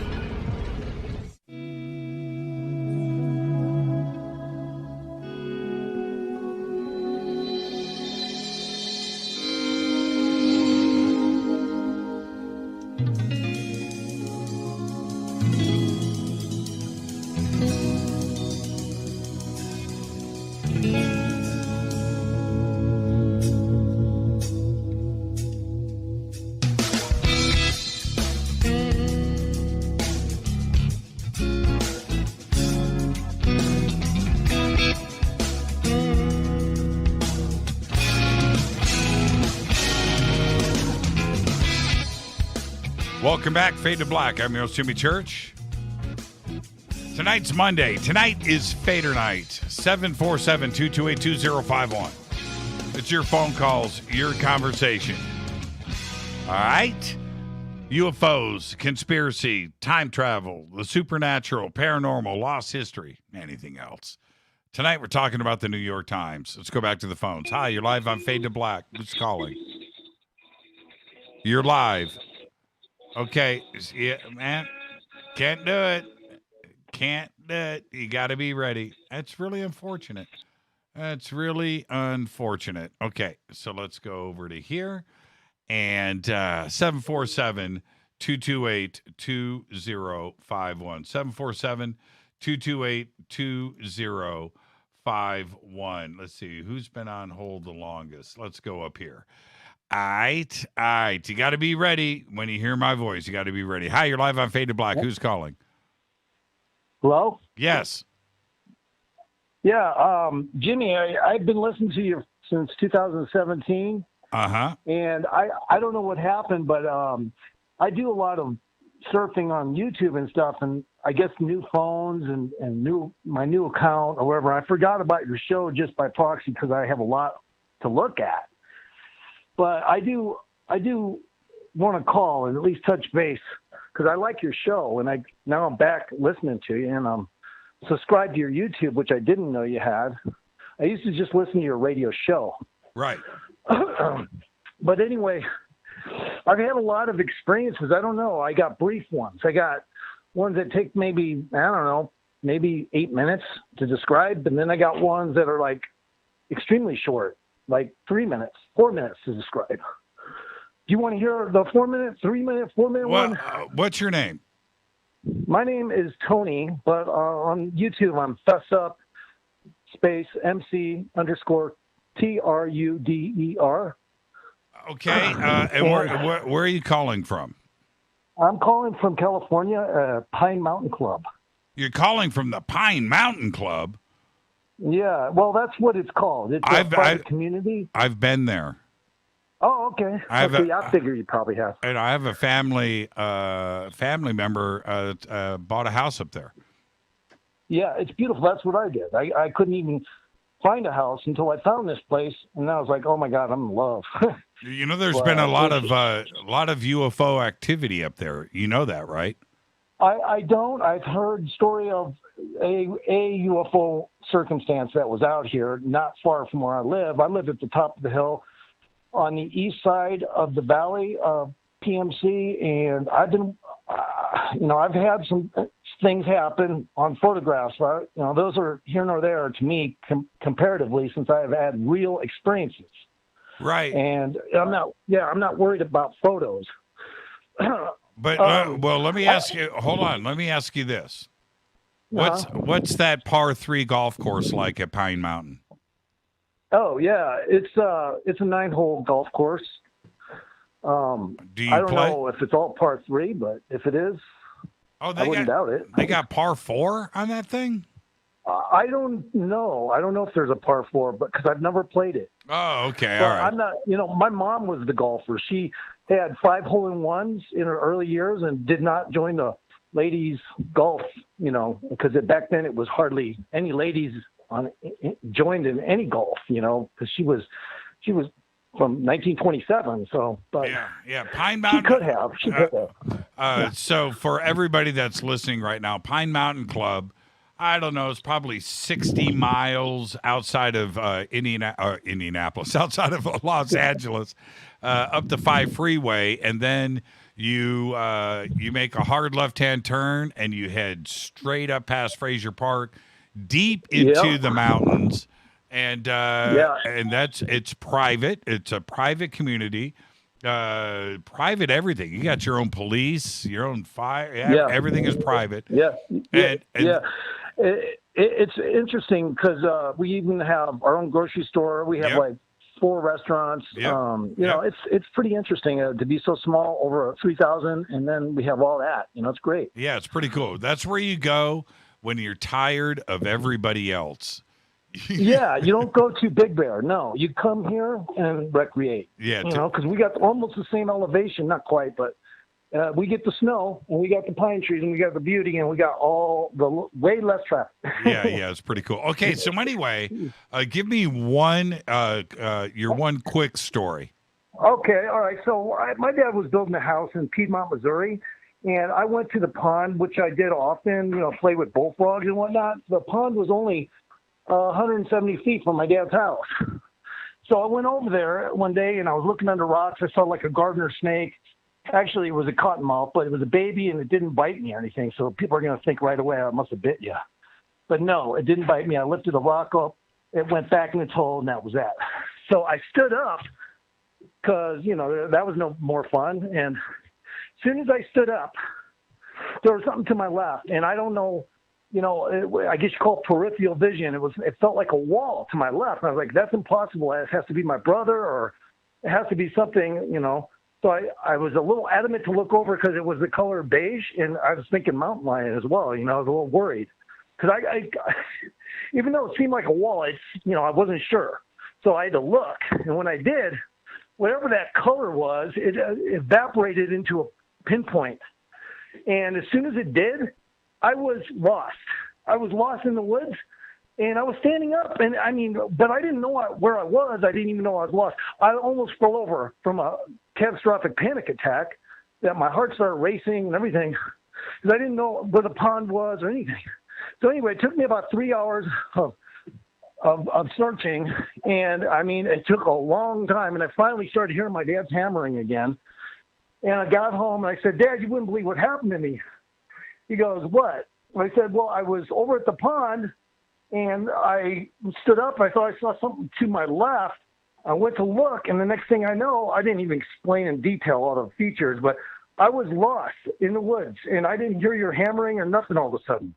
And I'm thirsty, and I grabbed some water, and I started drinking it. And he goes, that's interesting, kind of laughed. I said, Dad, that's not funny. It took me 3 hours to get home. It's not funny at all. So anyway, he goes, well, that's interesting because something happened to me while you were gone. I go, what was that? He goes, well, I was sitting hammering on the top, and the giant shadow went over, and the only thing I could think of was a giant, just a cloud, but the shape of it didn't match what a cloud looks like. More maybe like a bird's wings or something, but it was too big to be a bird. So I was afraid to look up. I said, well, did you? And he goes, eventually, yeah. I go, well, when you look back, what did you see? He said, nothing. By the time I looked up, it wasn't there anymore because I was afraid to look back up at it. I go, well, what direction was it going? How fast? He goes, it was going about 10 miles an hour, and it was headed that way. He pointed right to the pond where I was. And so, conclusion, abduction. Yeah, that's cool. That's all I can think of. Yeah. And the interesting part about that, Tony, is that your dad confirmed something happened. You don't know what it was, but he did, and he laughed cool. at me initially because that's just how he was. Now, one day I brought this up. A couple of the instances that I brought up down in Piedmont, Missouri, where there was a UFO flash in the early 70s, mid 70s. And a guy by the name of Dr. Rutledge from Cape Girardeau University did the first citizen public paid study on UFOs. So there you go. It's already wrapped up, and it was proved that there were anomalous objects in that area, Piedmont, Missouri. So the bottom line is I brought it up at a party, family gathering. And as soon as I brought it up, my mom, my dad, even my sister, who was present during one of the incidents on the highway, maybe I'll tell you another time about that. They just turned, they quit talking. My dad looked like he lost blood in his head, and my mom didn't say anything. They just stared at me. It's as if they had an automatic shut-off to talk about it. And it got me so upset. Anyway, Jimmy, that's what goes down with these UFOs. They make the interested parties maybe remember certain things, certain details, but they put something into other people so that they're afraid to discuss it.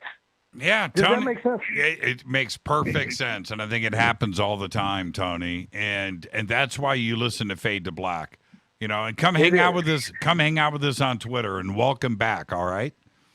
All right. Thanks, man. Yeah, thank you, Tony from Pine Mountain Club. And Pine Mountain Club, like I said, is a private community. It's about 60 miles from Los Angeles. And Rita and I just spent some time up there.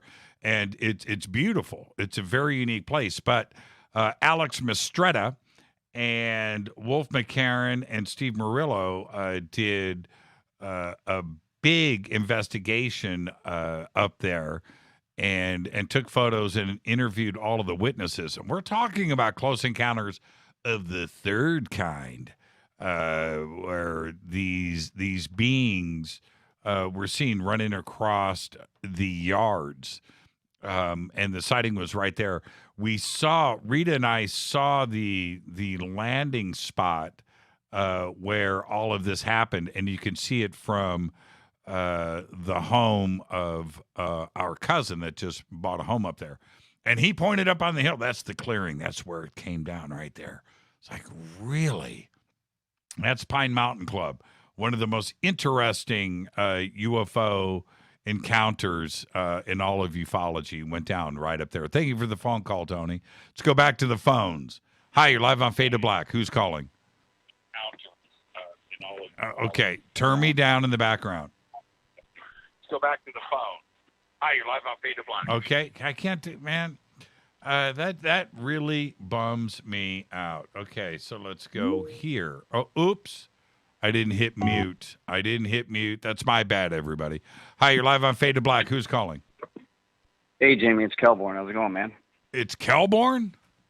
Yes, sir. Shut up. How you doing, man? You got any new tats?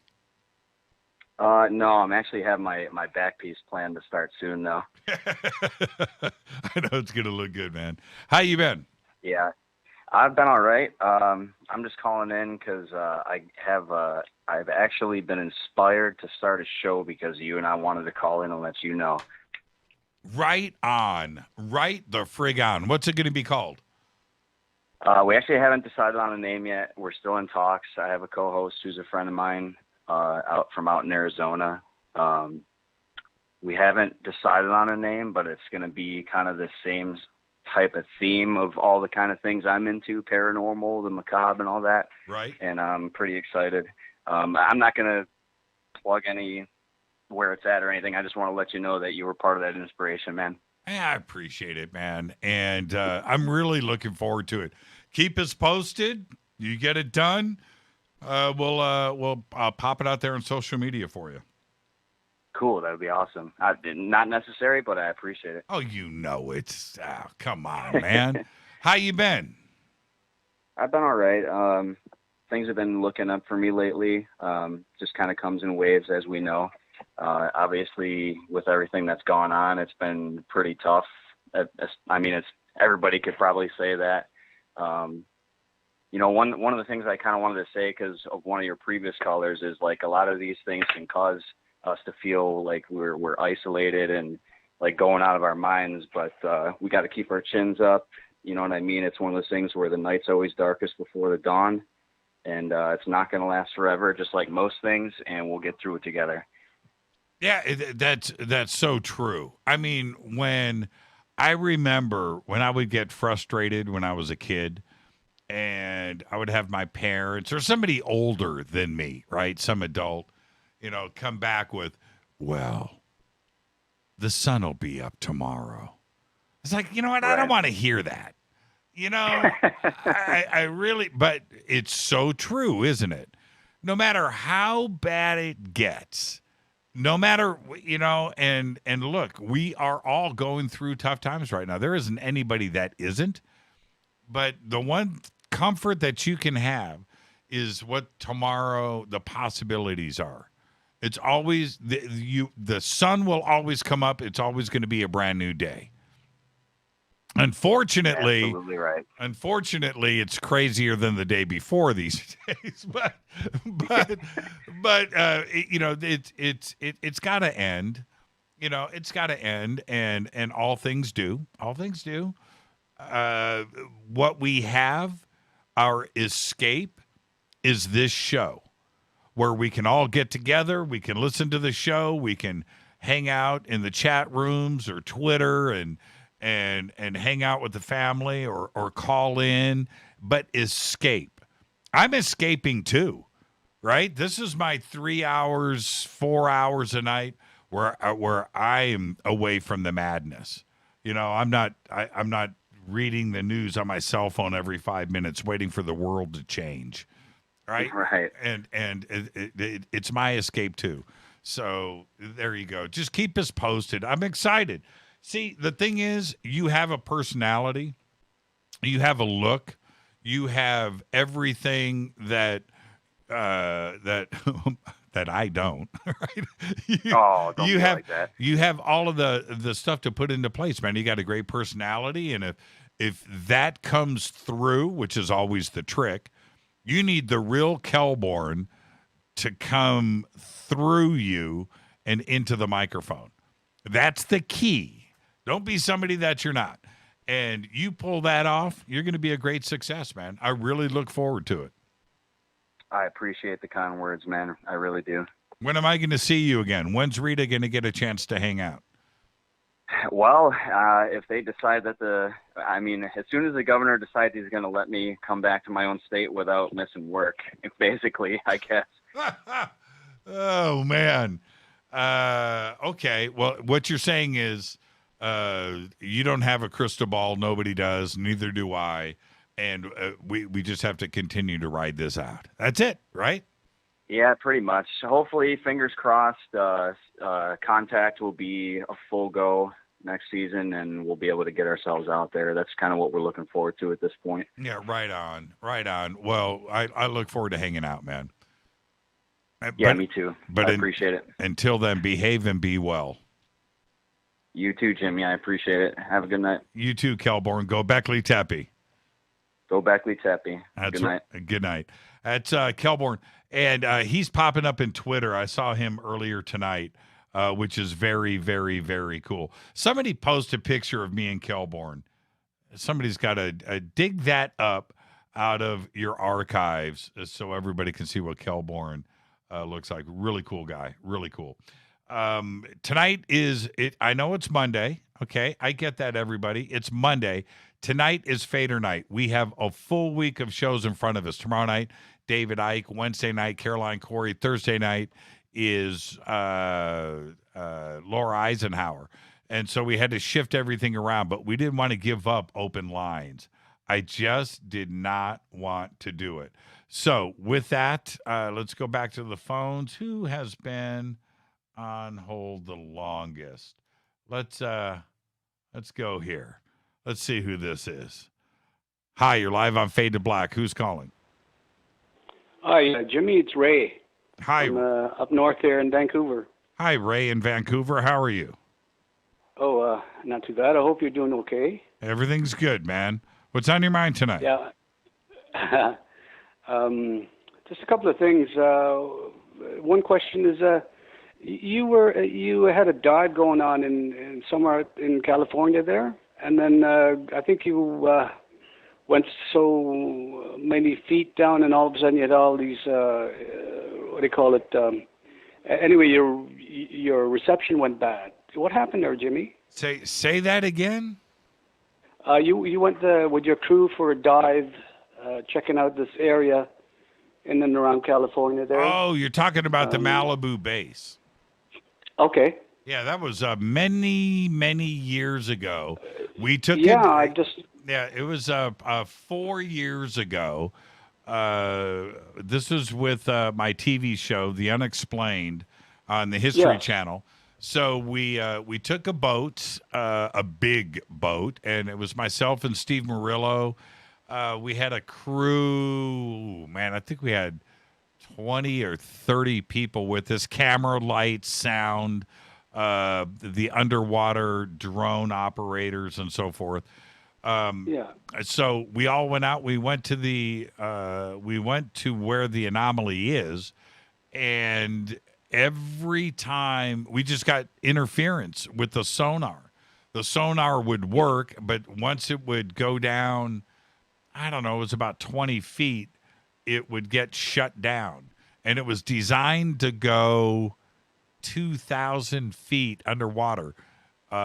We had video, we had lights, we had that operating, but as far as the sonar goes, which allows you to see in the dark, that would shut down.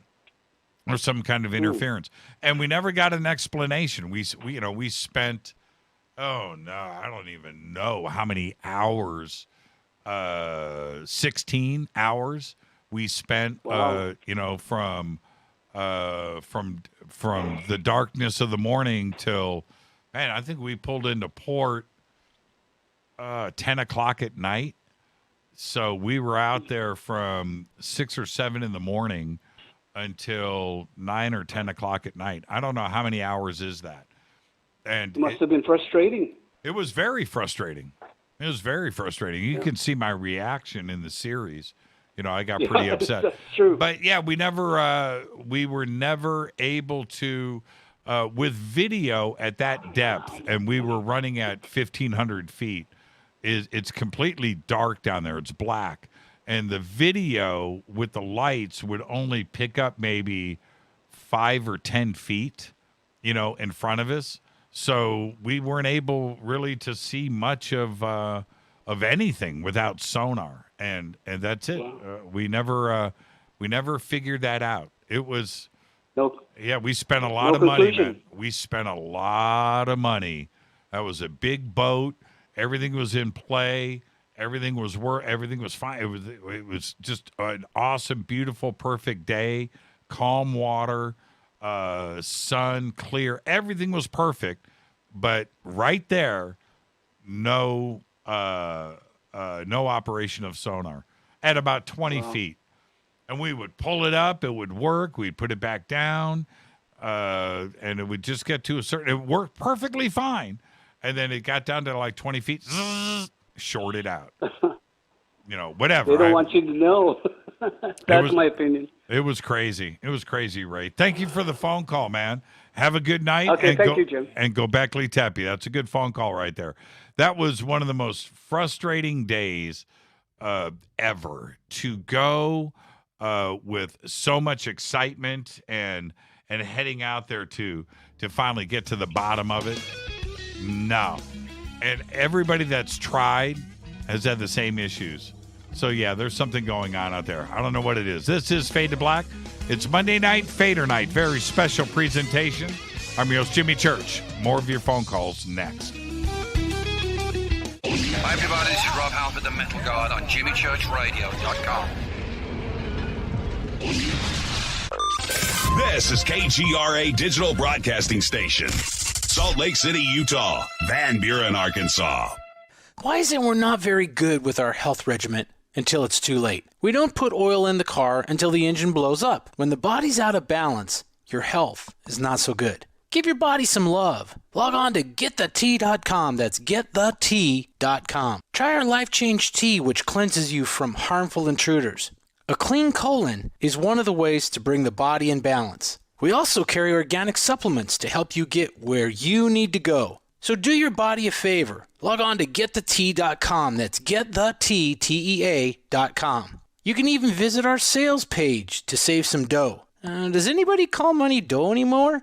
Anyway, if you're looking for short, helpful health tips, go to YouTube and punch in Health Matters Now. That's Health Matters Now. So, log on to GetTheT.com, shop, get balanced, then learn some cool tips at Health Matters Now. You'll be glad you did. That's GetTheT.com. Your contact for current news and trending topics. KGRARadio.com. This is Jimmy Church of Fade to Black, and I only drink Fade to Black blend coffee from River Moon. Just click on the River Moon Coffee banner at jimmychurchradio.com. Promo code F2B Blend. Let's face it, you've always wanted to do a sky watch and see your first UFO. Today, it's easy. Just get your own HP7 3B Cobalt Jimmy Church Edition night vision goggles from Hoffman's Optics. This is the same U.S. military system that I use, featuring a Generation 3 blue phosphor image tube. That's right, it's blue, not black and green. This is the only blue system in the world, and it's waterproof, lightweight, combat-proof, simple to use, and ready to go. Hoffman's Optics helped create night vision sky watches, and now you can see what everyone has been talking about each night from your own backyard. Just call 760-231-9929. That's 760-231-9929. You can click on the banners on our site or visit UFONightVisionGoggles.com. That's UFONightVisionGoggles.com. Go back, Lee Tappy. This is the only way forward. This is Fade to Black. Make contact. KGRARadio.com. Did you know that when you're on the road with limited data or Wi-Fi available, you can still listen to every minute of Fade to Black by just calling 605-562-4482. No smartphone, app, or internet needed.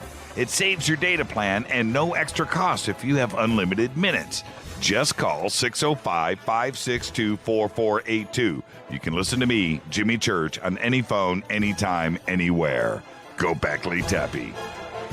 Telepath is a weekly digital newsletter filled with the latest paranormal news, trending topics, and fresh articles from some of the most popular critical thinkers in the community today. Stay informed on your favorite paranormal podcasts and live streaming talk shows. Interact with the Telepath and upload your paranormal story or pics. It could be featured in an upcoming edition. Sign up right now for the free Telepath newsletter at paranormal.radio. That's paranormal.radio.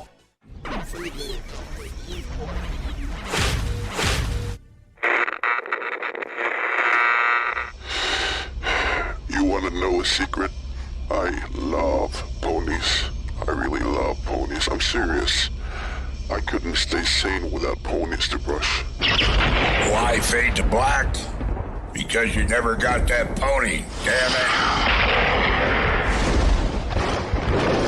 This is Fade to Black with Jimmy Church on the Game Changer Radio Network and KGRA, the Global Radio Alliance.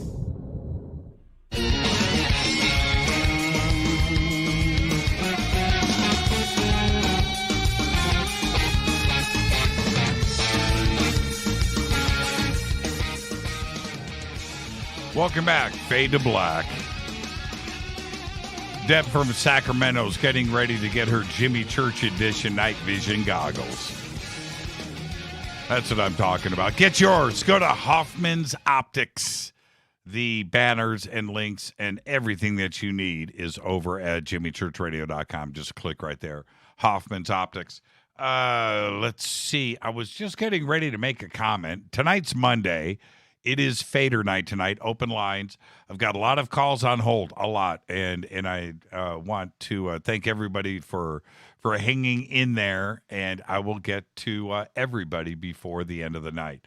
Okay, so let's go back to the phones. Hi, you're live on Fade to Black. Who's calling? Jim. Yes. What's going on? Who's calling? Jim. Jim who? McLeister. McLeister? Yeah. Mac Daddy. So, I'm sitting here listening to your show, and I hear the guy call in about his dad. Hey. And, my dad passed away. Yeah. And I'm sitting there thinking about that. Yeah. So, I've got a good story for you. No, you don't. First of all. No, hold on. Jim. Okay. Jim. Yes. Yes. You've never called into the show. I never have. No. Okay. Nobody knows who you are.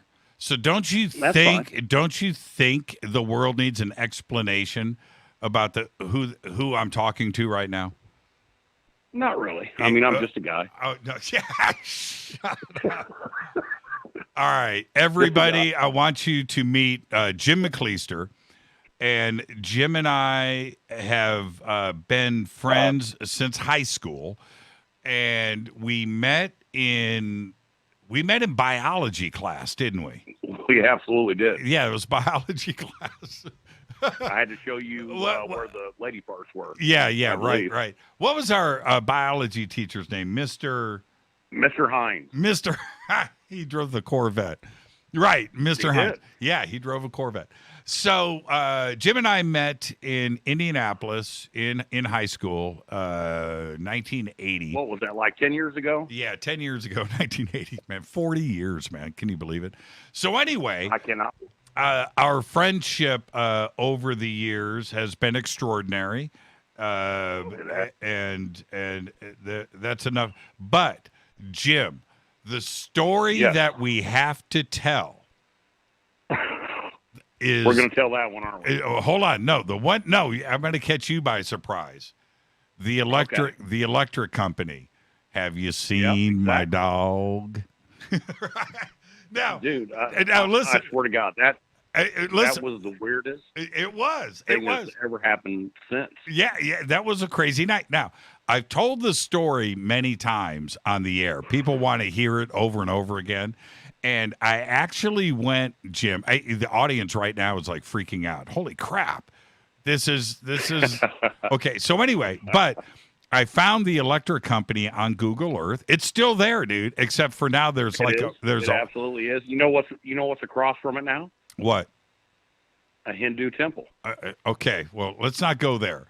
So, no. I'm not saying there's anything wrong with it or right with it. I'm just saying that's kind of freaky. Yeah, it's kind of weird, especially in what used to be a cornfield is now a Hindu temple. Is exactly. Yeah, it's pretty trippy. By the way, the wife wants to go there because she likes all the clothes they wear. Yeah. Okay. All right. So anyway, that night, this is what's funny about.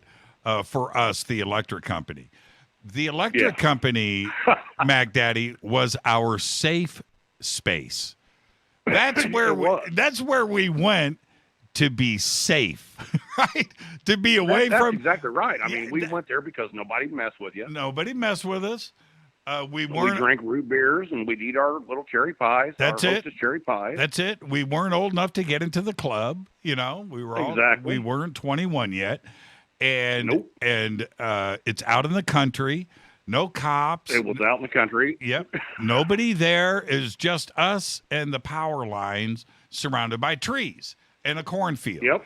And no houses anywhere around. No houses for miles, right? It was, it was our safe space. Exactly. And the one night when we're supposed to be out there escaping and having our good time, the fog. Drinking root beer and eating cherry pie.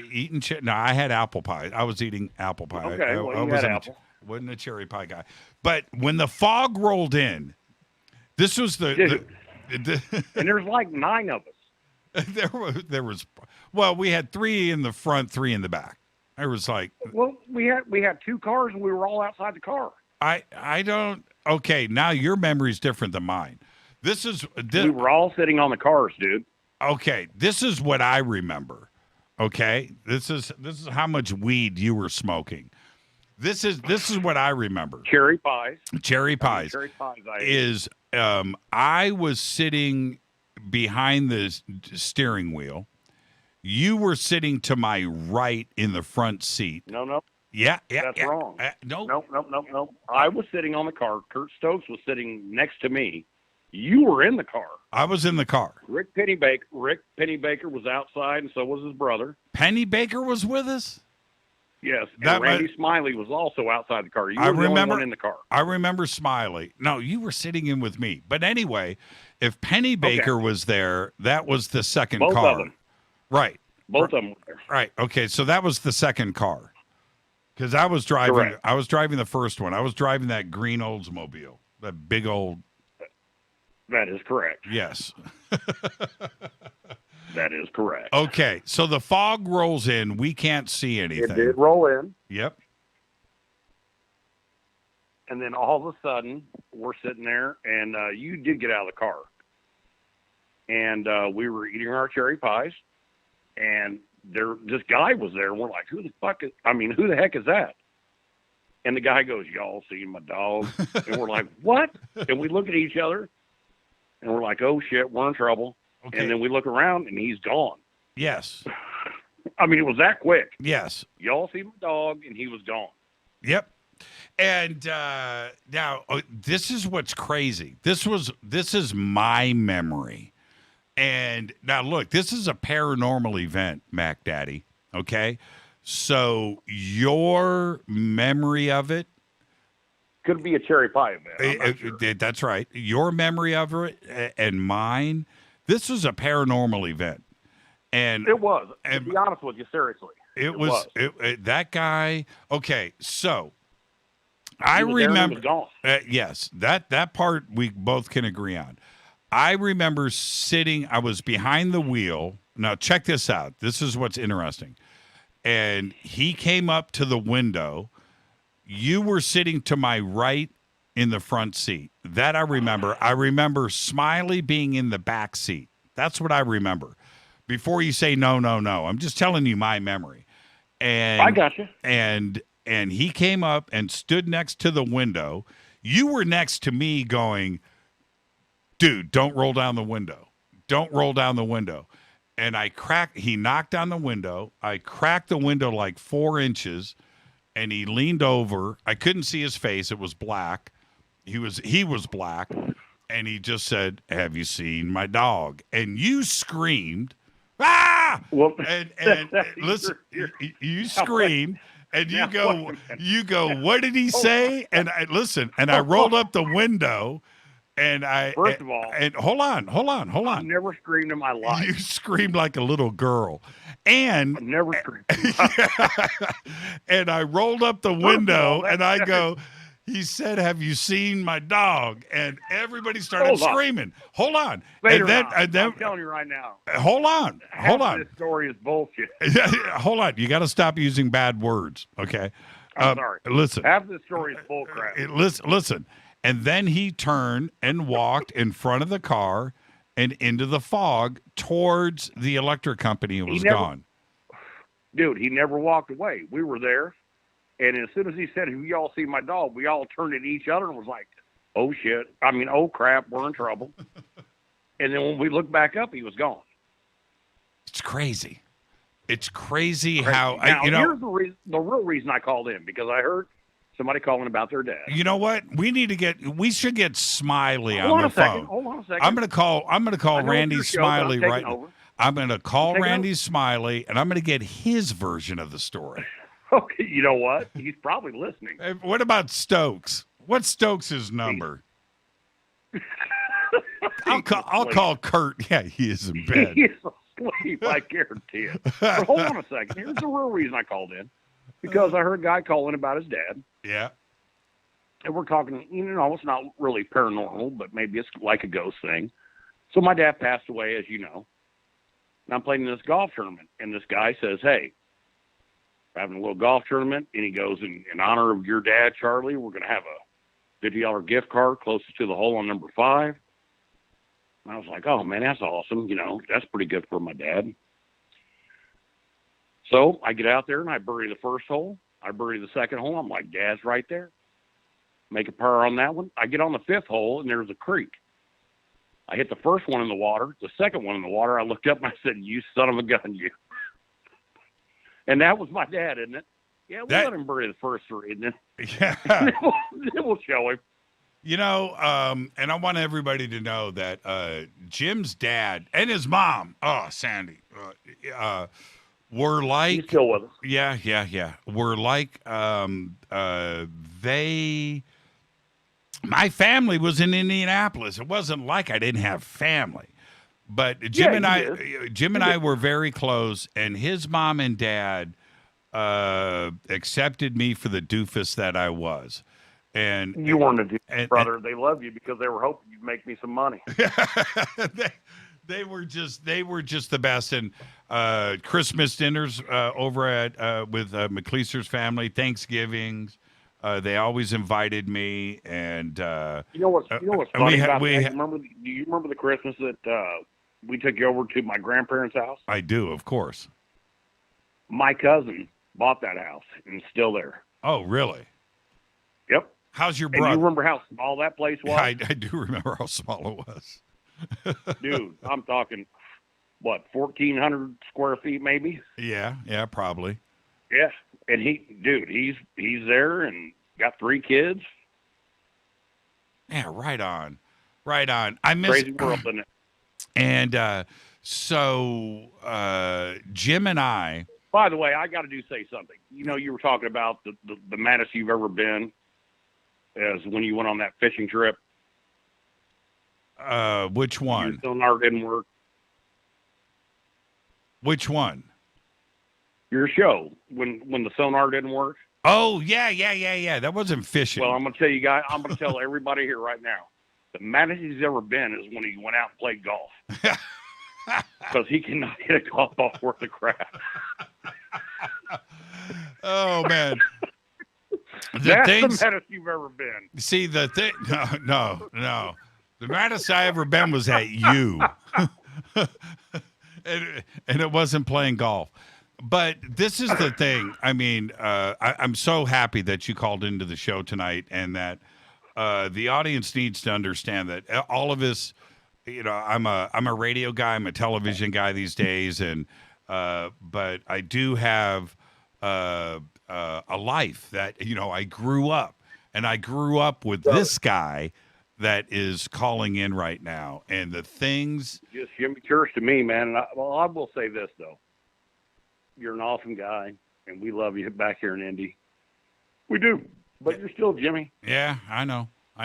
Yeah, I can't go back and play heavy. And I will say this: this guy has introduced me to more famous people than I could ever meet. Doug Aldrich. Yeah. Great guy. Yeah. Rudy Sarzo. Yeah. Still a good friend. Yeah. Yep. And our boy who's passed away. Kevin DeBro. No, the little elf. Oh yeah, Ronnie James Dio. Yeah. Ronnie James Dio, dude. Yeah. Seriously, folks, I'm gonna tell you something right now. Jimmy Church got me tickets to a concert, and Ronnie James Dio was backstage, and I'm about 6'5", and I meet Ronnie James Dio, and he comes up to about my belt buckle. And I'm like, who the hell is this? He goes, I'm Ronnie James Dio. I was like, no way. And I swear to God, he's an elf, because Kurt Stokes, my buddy, had a tree of all the bands that he'd been in. Yeah. And he started in like 1952. Yeah. I'm like, that means you're like 90. He's like, well, no, I was like 14 then. I was like, bullshit. You're an elf. Oh, man. Hey, listen, give my best to the family, man. And absolutely, man. Hey, thanks for taking my call. Absolutely. Have a good show, brother. No, man, I love you, and I miss the family. Love you, man. And the whole crew. I said, hey. Listen, the whole crew, Pfeiffer, Stokes, Smiley, even Walt, if you see him. Rumor has it that Pratt lives out here in Southern California. Well, I got a rumor for you. You need to call me, though, because we can't talk about me on the air. Okay. All right. Love you, brother. Buddy James Horse. Oh, really? Okay. All right. You'll love it. You'll love this story. Call me when you're done. I'll talk to you. See you, Mac Daddy. All right. Love you, brother. Love you back. That's Jim Mac Daddy McCleister from Indianapolis. And I got to tell you, I met, again, we met in biology, and so mmany years ago, 1980. But that day, it was like the first day of school, right? The first day of the school year. We meet, and that day we hung out, and pretty much inseparable ever since. But we had a group of friends, and that was Kurt Stokes and Bruce Pfeiffer and Randy Smiley. And of course, Jim, myself, and a few others that branched out. But that was Mark Pratt, Walt Justice. The Penny Bakers lived down the street from us. He just brought them up. And Mark Pratt, who was my next door neighbor, we were the crew. Not only throughout high school, but after we graduated, and after throughout life. To this day, we're all friends and very, very, very close. So that was real cool. That was, even though his memory of the electric company wasn't quite the same. There you go. Have you seen my dog? Let's go back to the phones. Hi, you're live on Fade to Black. Who's calling? Hey, Jimmy. Yes. Hey, it's Chris from Indy. It's Chris from Indy. What's up, my man? Which Chris? Oh, LaGrange. What's that? Chris LaGrange, Brownsburg, West Side. Oh, yeah, right on, Chris. 2 Indy How's it calls going, in man? a row. Wow. Really? Yeah, that was Jim McCleaser. Nice. Jim McCleaser just called. Friend of mine from high school, Warren Central, just called in, and we were just talking about Cumberland. So there you go. Oh, yeah. Well, I just want to let you know, man, that the River Moon Coffee, man, the Fade to Black blend. I finally got some, and I'm actually writing a song based off of it. Mm-hmm. Right on. It's called Dark Roast. Yeah, right on. But I just wanted to let you know that, man. I'm going to get that posted up to your Twitter and stuff. You know, let you get the first taste of it, man. Yeah, right on. Right on, man. Right on. So what's going on out there? Oh, not a whole lot, man. Just in the studio right now. Oh, and we just lost your connection. Ooh, ouch. What was that? I don't know. I don't know what that is How either. many storms going on? Wow, that's crazy. That's coming from you, too. I was just seeing if it's coming in from somewhere else, and it is not. Oh, yeah. It's doing it again. Yeah. Weird. They're listening in, man. Well, listen, Chris, when you get the song done, post it. Yes, will do, sir. Thank you so much, man. Go Beckley Tepe. Go back to Kentucky, bro. Yeah, go Beckley Tepe. Watch. Yep, it ended. That was coming directly from him. Directly from him. That's weird, huh? It just like swooped in. Hi, you're live on Fade to Black. Who's calling? Okay, I'm going to put you on hold. You got to turn me down in the background. You're live. What's going on with everybody tonight? You can't do that. You got to be ready to go. You got to be ready to go. That's my warning. Like this caller. Hi, you're live on Fade to Black. Who's calling? Gary from Oregon. Gary from Oregon. Hi, Gary. How are you? I'm doing well. How are you? What's on your mind?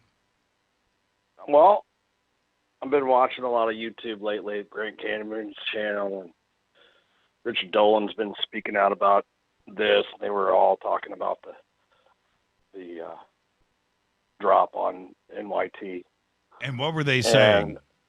And they've said a lot. They had a great big Zoom meeting and everything, but they were thinking that there was going to be 2 drops, and one of them was going to be on the Wilson Davis documents as well. Right. But if this came out and it's got retracted, it could shoot down any chance that might be. Yeah. With that rumor floating out there like that. Sure. What were they? Did they? When was this online thing? Was it on Thursday or was it on Friday? Well, no, it was about a week and a half ago. Maybe 2 weeks ago on Grant's channel on YouTube, they had a big meeting, and they were talking about rumors floating around, and they had a Zoom meeting with Bill McGuire, Melinda. Bob Richard Dolan was there. Yeah, Dolan, Bob McGuire. Okay, Grant Cameron. Yeah. Well, but this was Melinda before. Wesley. Okay, but this was before the drop. Yeah, that was before the drop. They had rumors that they couldn't confirm that that this article was coming out, but they were really convinced that it was coming out and came out with it like 2 weeks ago, and we're talking about it. But the big thing was like they thought that it was going to come out about the Wilson Davis document. Yeah, and I'm wondering what they're all saying now that the article is dropped, and then the next day, of course, the New York Times does multiple retractions and pretty much poo-pooed the entire story. I know, and I'm all bummed out because, I mean, it's like, you know, Dolan sold on that Wilson Davis document. And it's just one of those things where I trust his opinion as much as anything else. And it bums me out because if there was going to be a second article, and we've got retractions already on this one, just based off of what Henry Reed said.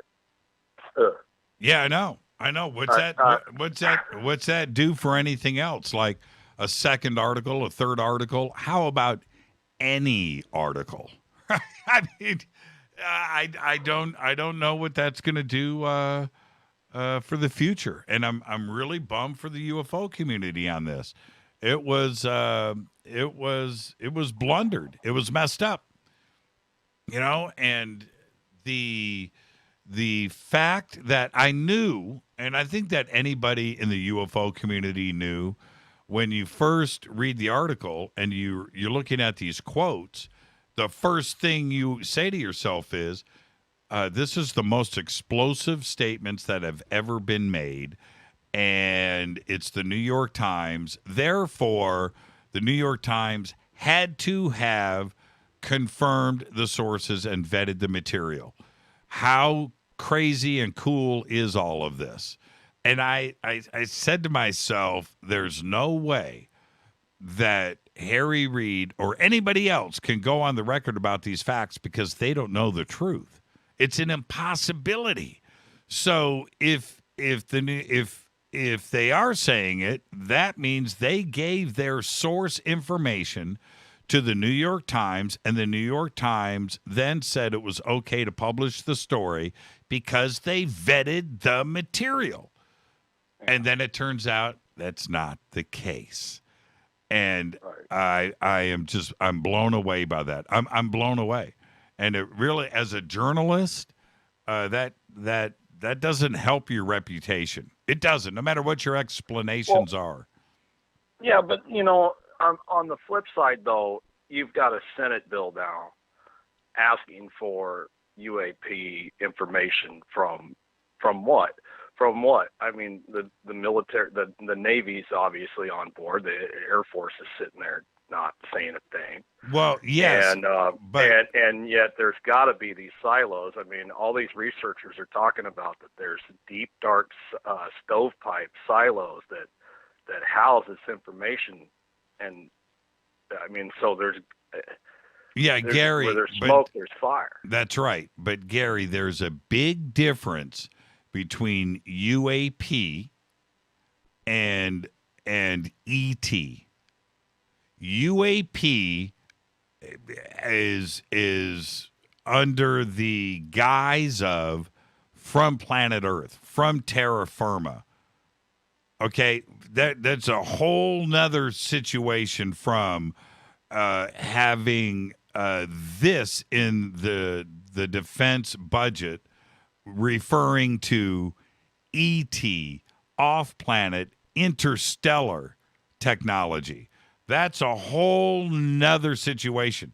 And twisting this around, not you, I'm talking about members of the UFO community, to say that this is what the intention is, it's not. That's too much of a stretch. You can't make those connections yet. You can't. And I very seriously doubt. I want the Senate to think it's ET. I want that. Trust me on that part.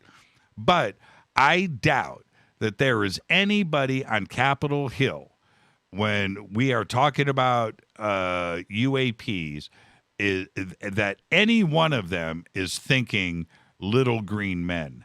They are not.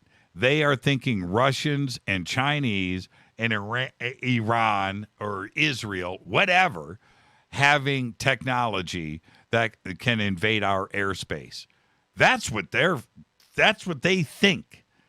There isn't any discussion about little green men and Steven Spielberg.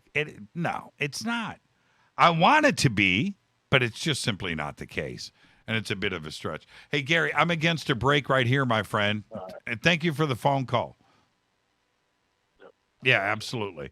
And Gobekli Tepe. It is Monday night. It is Fadernight. It's not Thursday.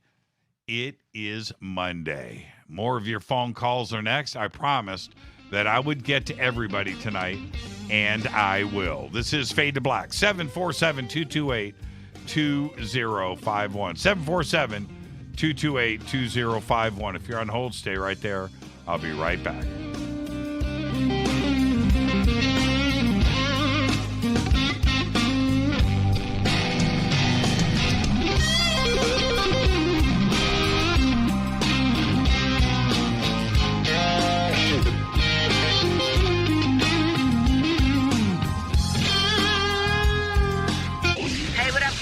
Vivica Fox here, and you are listening to my boy, Jimmy Church, on JimmyChurchRadio.com. Despite popular opinion, reading a book will not make you smarter. But listening to Jimmy Church will. This is Jimmy Church of Fade to Black, and I take Life Change Tea supplements every single day. It's what I do. Click on their banner at JimmyChurchRadio.com. When you take the beans from Central America with dashes of Indonesian and African mixed in and then roast it to the dark side of Fade to Black, you create the ultimate brew of fringe. Introducing the Fade to Black blend from River Moon Coffee. Yes, River Moon's darkest customized roast was created for the love of Fade to Black. The alchemy of masterful roasting and smoking the beans is in every sip of this full-bodied, dark Java. I need my coffee dark, deep, with distinct bittersweet chocolate highlights, just like the bunker. Leaning further into the darkness of the roast is Fade to Black blend from River Moon Coffee. Just click on the banner at JimmyChurchRadio.com and use the promo code F2BBLEND for 15% off of your order today. Gobekli Tepe. Hello, my name is Billy Carson, and I am a best-selling author and the founder of ForbiddenKnowledge.tv. Together with my team, we have built an all-new conscious streaming TV platform designed with every family member in mind. If you have ever wanted to travel the world and attend lectures and workshops from your favorite speakers but weren't able to, look no further. ForbiddenKnowledge.tv. There are dozens of workshops and lectures from speakers you know and love. We have also included amazing categories to assure that your consciousness is entertained and elevating on a daily basis. Amazing interviews, ancient history, ascension knowledge, wisdom teachings, documentaries, conspiracies, mysteries, health and fitness, conscious cooking, meditations, finance, yoga, and so much more. To start your free trial on any mobile device or computer, surf to ForbiddenKnowledge.tv. That's Forbidden Knowledge with the number 4, ForbiddenKnowledge.tv. Again, visit ForbiddenKnowledge.tv today. Are you intrigued by Paranormal Talk Radio? You'll love the new Paranormal Radio app from TalkStream Live. You'll find a great selection of talk shows covering UFOs, ghosts, strange phenomena, and much more. Download the Paranormal Radio app now and start listening to the very best in paranormal talk entertainment, including the network you're listening to right now, the Paranormal Radio app. Free in Google Play and the iOS App Store. Erica, Brittany, Gabby, and you're listening to JimmyChurchRadio.com. Come join us for the StarWorks UFOs and Artificial Intelligence Conference, November 6th through the 8th at the Aquarius Resort in Laughlin, Nevada. A full weekend of events with Grant Cameron, James Fox, Alan Stivelman, Sid Goldberg, Jaime Maussan, Lynn Katai, Paul Hynek, and another dozen great speakers and presenters. Special Fade to Black Sky Watches with Hoffman's Optics on Thursday and Friday nights, movie premieres, a cocktail party, a dinner gala.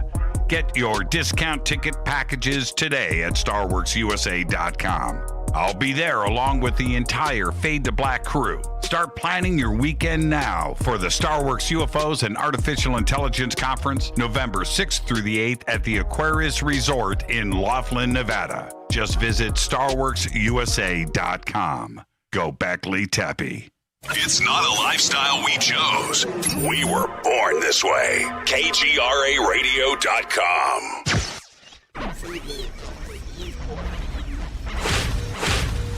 This is KJCR at JimmyChurchRadio.com.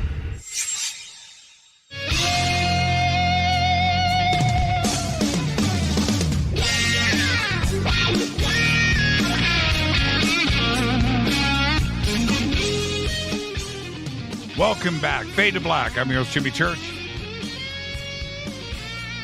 It's Monday night. Fadernight's open lines tonight.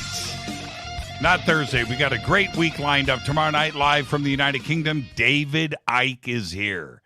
Yeah, man. So that's tomorrow night. Wednesday night is Caroline Corey, her new film, Superhuman. And one of the stars from the film is going to join us. Very special surprise guest. I know who it is. All right. Get ready for that. And then Thursday night, Laura Eisenhower, the return of Laura Eisenhower. It's going to be great. Now, I was just thinking, Jim McDaddy, right? I could tell 8 million stories with McDaddy. But the disappearing house. Now, the disappearing house, the one with the pool in the front yard on German Church Road, that house, it was McLeister and our friends that I went and picked up, and we went back. He would probably remember the story, but not the supernatural, paranormal angle of it. I think that him and everybody else, I think it was Kurt and Jim and myself, there might have been a fourth that was with us. They just thought that I made it all up, that I made the house up, right? That, or whatever, or not that I was lost, because there was only like 2 streets in that part of our little village that we lived in called Cumberland. And that was it. So, but he was there. He was there for that. I should have brought that up, but I don't know if he'd necessarily remember all of the details. But again, that was 40 years ago. Let's go back to the phones. Hi, you're live on Fade to Black. Who's calling? Hi, you're live on Fade to Black. And, man, that caller was on hold for 30 minutes. 30 minutes. That's a drag. I feel bad for somebody like that has been on hold that long. Okay, let's see. I'm going to go with who has been on hold the longest. I'm going to go here next.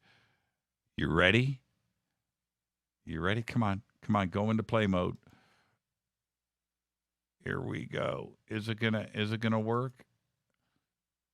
Oh, no. Don't do this. Don't do this, phone system. Okay.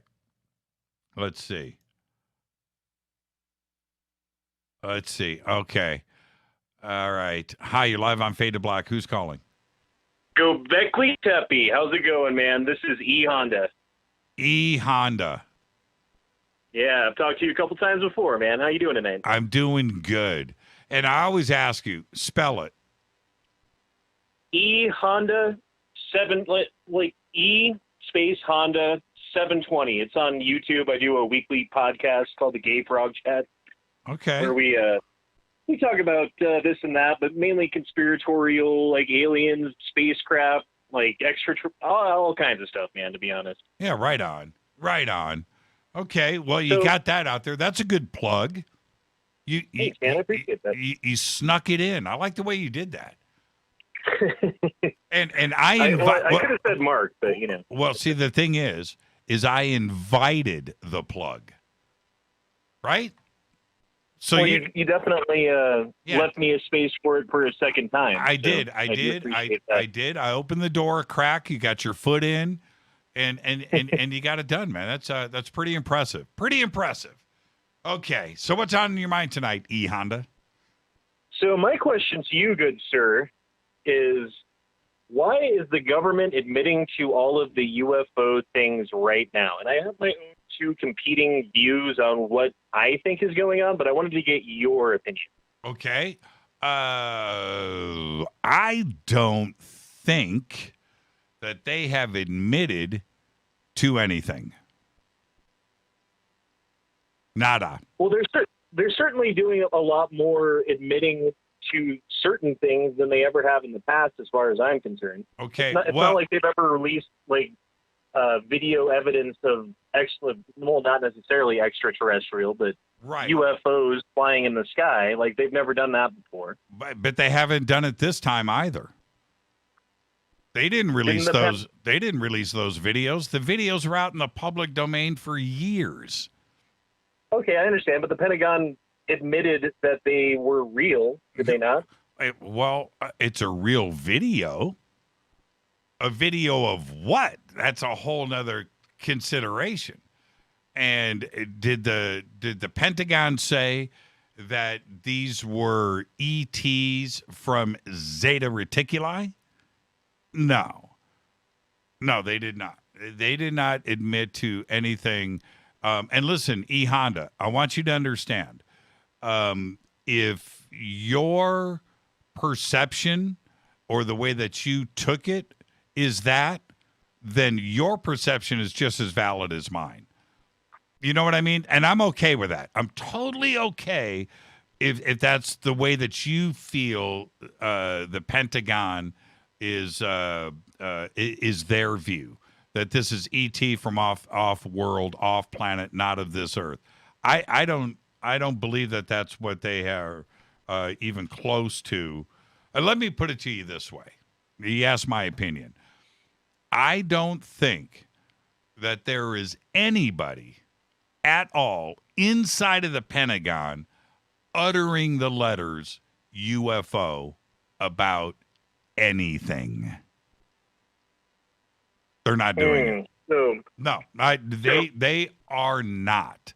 Now, is there conversation outside of the Pentagon, outside of military sources, very secret programs where there may be crashed saucers, alien bodies, ET contact, radio contact, sharing of technology? Yes, absolutely.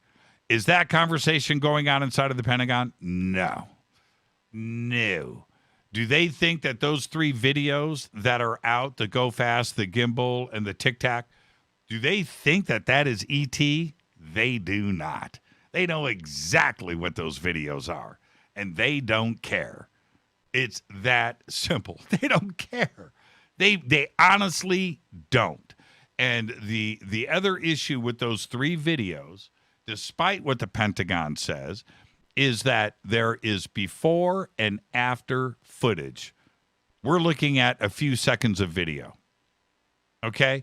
Where's the rest of the footage? That could very possibly explain everything that is in those videos. Where is that? And if the Pentagon is concerned, and this is, if the Pentagon is concerned, they would show us all of the video. That's number 2. And the third thing, there was one very telling statement from the Pentagon, from Susan Gao, when she said in their statement 2 months ago, hold on, I got to pull my hair back. My hair's falling in my face. Is this. She said that there is no technology in these videos that we're concerned about.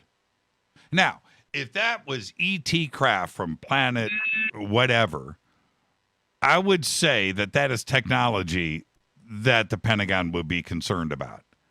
But that little statement from Susan Gao, we don't care about these videos. There's nothing in these videos. There's no technology that's being exposed. Whatever. Here are the videos. They're released. We don't care. By making that statement, they know what's in the videos. They know. Yeah. They know. Well, so my thinking was this, that, and tell me what you think. Do you think it's a flex on China? Because, like, there's, like, this international buildup of tension going on, trade wars and all this other stuff going on, and we're like, hey, if you go to war with us, you have to fight UFOs. That's right. No, that is, what you just said is spot on. 100% spot on. And you want me to give you the classic example of that? I mean, the classic example is Reagan and Gorbachev in Iceland. When Reagan lied, right? Absolutely made it up. Okay, listen, Gorby, you really don't want to mess with this because we have this new program. It's called Star Wars, and we've got laser satellites in space that are going to shoot your missiles while they're still in their silos. We've got it dialed. Gorbachev turns to his wife, mumbles, talks to a couple of advisors, and turns around and says, "Where do I sign on this treaty?" Right? That's and that's it. It's the bluff. And Gorbachev bought the bluff. He didn't call the bluff. He folded. Right? But is it a bluff though? Because here's the thing. Wait a minute. I live in Colorado. But I live right by a Lockheed Martin Honda testing facility, and I've seen these things before. Honda, listen to me. At that time, in 1982 or whenever that went down, we didn't have any satellites with lasers in space called Star Wars.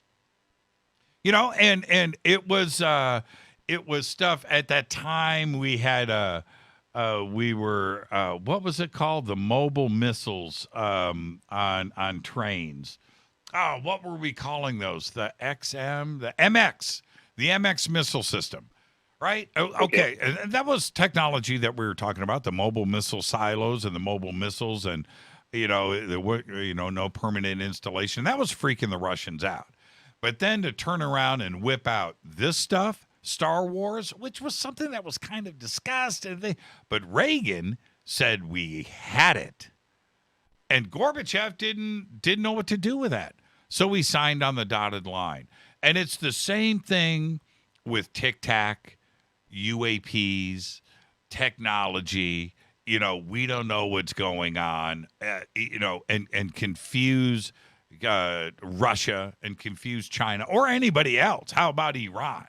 Pakistan, right? North Korea. Freak them out a little bit. Here's another question, though, then. Yes, those lasers didn't work. We admitted to that years later. It was a declassified program but what if something that we had didn't work? Do you think they would declassify it? Do you think we would know about it? Do you think we'd be talking about it on a chat right now? Yeah, exactly. There is, and I've said this a lot, and you can quote me. Okay, you can quote me. If our military, DARPA, right? If our military does not have secret satellites in space that are fully armed and dangerous and kept top secret that we don't know about, then our government is not doing its job. And then we're behind the other countries. You're right. I fully believe that we've got stuff up there that would blow our minds, make a lot of people angry, but we have to expect that to be going on, because if it's not, then we're not doing our jobs. And when you look at something like, and I'm being very serious in that statement, and when you look at something like the X-37B, which we know about, we don't know about what it's doing, but we know that project is real. And the X-37B space plane, we don't have a space shuttle, but we have the X-37B. And the thousands of people that are involved in that program that aren't talking about it obviously can keep a secret. And if the X-37B is up there for a year or two at a time in space doing these top secret missions, which we don't know, which are, deploying satellites and repairing weapon systems up there, that's what's going on. But I don't know that as fact, but they better be doing that, right? So anyway, if that's what we know about, then what is it that we don't know about? So, yes. Even the people working on these projects don't know about them half the time because of compartmentalization. Like, they're working on the little piece of, like the navigation system of a thing, and they don't know what the thing is, Of course. And it has to be that way. And I'm fully okay with it. It has to be that way. It does. Look, no matter what we want to say about Russia or Pakistan or North Korea or China, or anybody else, maybe not Canada, but anybody else. There are countries out there that want to see us fail and other countries fail. That's it. They're not our friends. They're not. And that's just the way that it is. And we have to do what we have to do. If our guard goes down, China, with the amount of resources that they have and the knowledge and the technology, it's mind-blowing. And they keep their foot on the gas, they're going to not only blow right past us, but it'll be to the point where we won't be able to catch up. And it's the same thing with Russia. And there are many countries that have the capability of firing satellites up into space. And have you seen what's going on with China and the Three Gorges Dam flooding? And I did. They're like 300-year high floods that they're having, and they didn't plan for it when they were building their 5,700 levees, dikes, and dams across China. Yeah, I know. And yeah, it's Cascade failing right now, flooding all of their farmland. Some say it's going to be up to 80% of their food capacity for the year is going to be eaten by locusts or drowned by flood. Yeah. This year. Yeah. So, again, we have to expect that we have got some enormously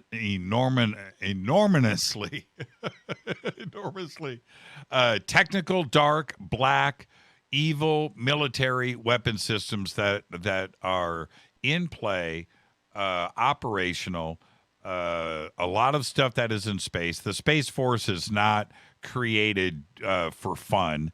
The stuff is real. And what is going on up there, the scariest part about all of it is that you and I and everybody else, we don't know. We can't go investigate. We can't go and look. It's in space. We don't know. And they can play that game forever. And it's something that no journalist, no news crew, this is Bob Chambers, Channel 7 investigative journalist, the man on the street working for you, right? That guy can't go into space. Wow, that was really good. I thought that I got disconnected for a second and something else was on my phone. But and you understand what I'm saying. So no, I do. That was good, though, is what I'm saying. E-Honda, man. No wonder you're on radio. Enjoy your night, man, and thank you for the phone call. Hey, I appreciate it, man. Thanks again. One more plug, if you don't mind. Yeah, go ahead. What is it? It's E-Honda 720. Honda and 720 are together, all one word. Search it up on YouTube. I do a weekly chat called the Gay Frog Chat, where we talk about conspiracy. There you go. E-Honda, enjoy your night. Thanks, man. You too. Appreciate it, Jimmy. Go Beckley Teppy. Go Beckley Teppy. That's a good phone call right there. And, you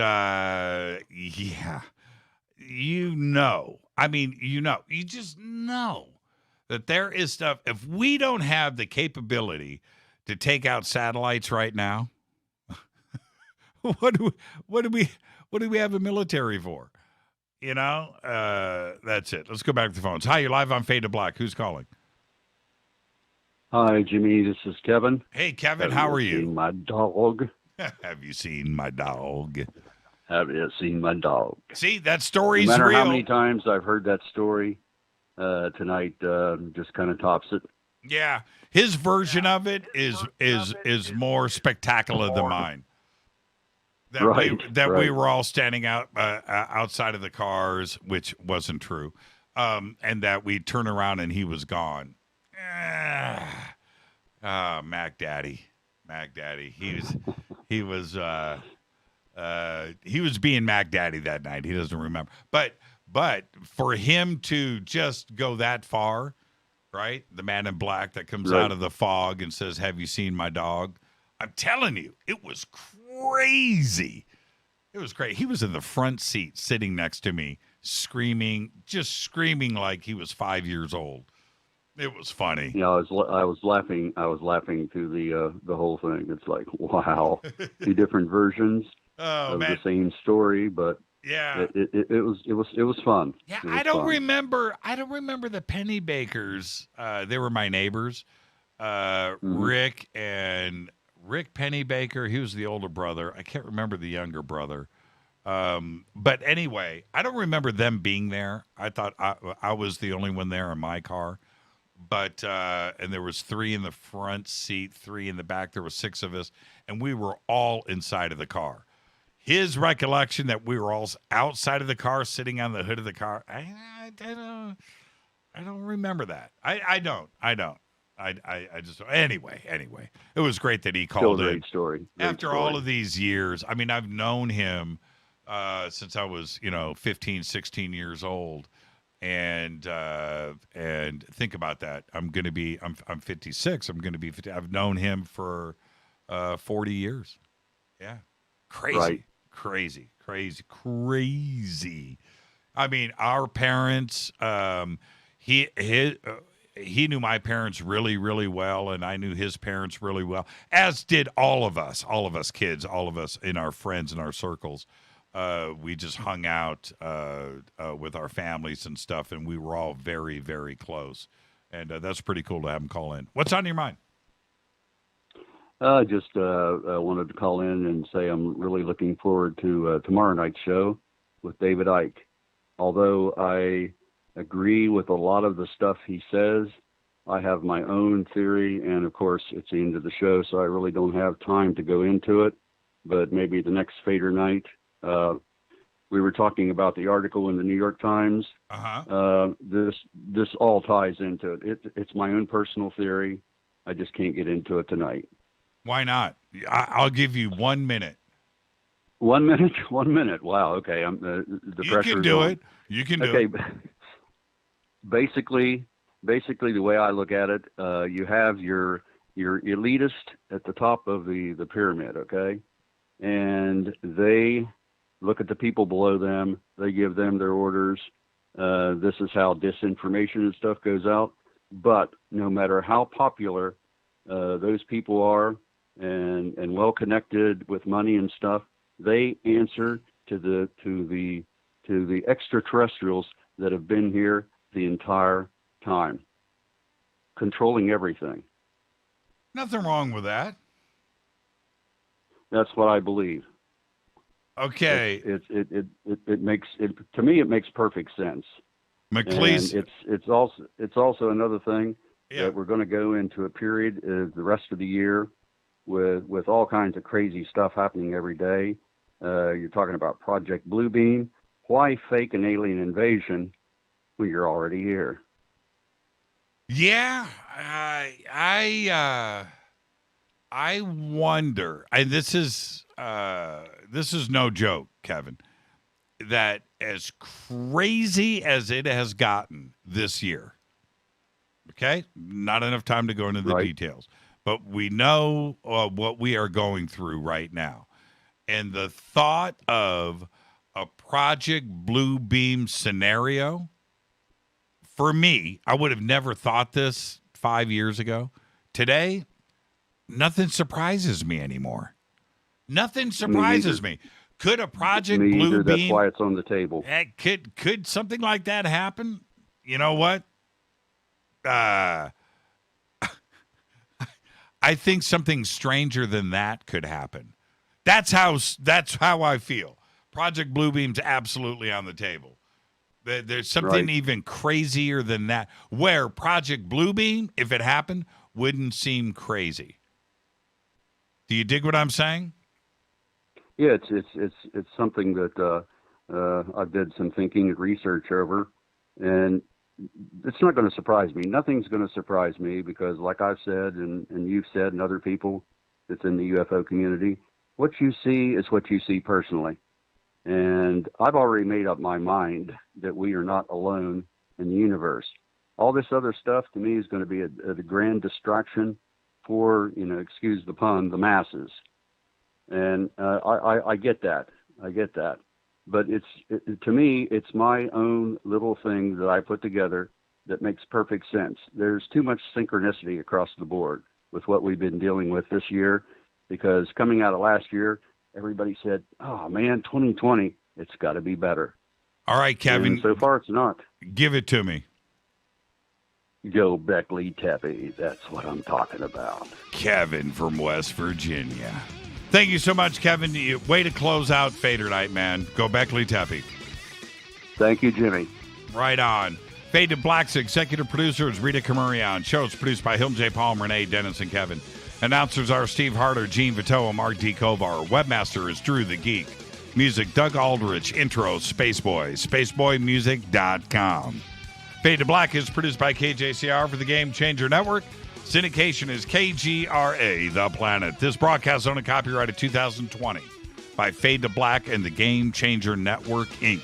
It cannot be rebroadcast, downloaded, copied, or used anywhere in the known universe without written permission from Fade to Black or the Game Changer Network. I'm your host, Jimmy Church. Tomorrow night, right here on Fade to Black, David Icke, live from the United Kingdom. I'm your host, Jimmy Church. Till tomorrow night, I want everybody to be safe. Go Beckley Tepe.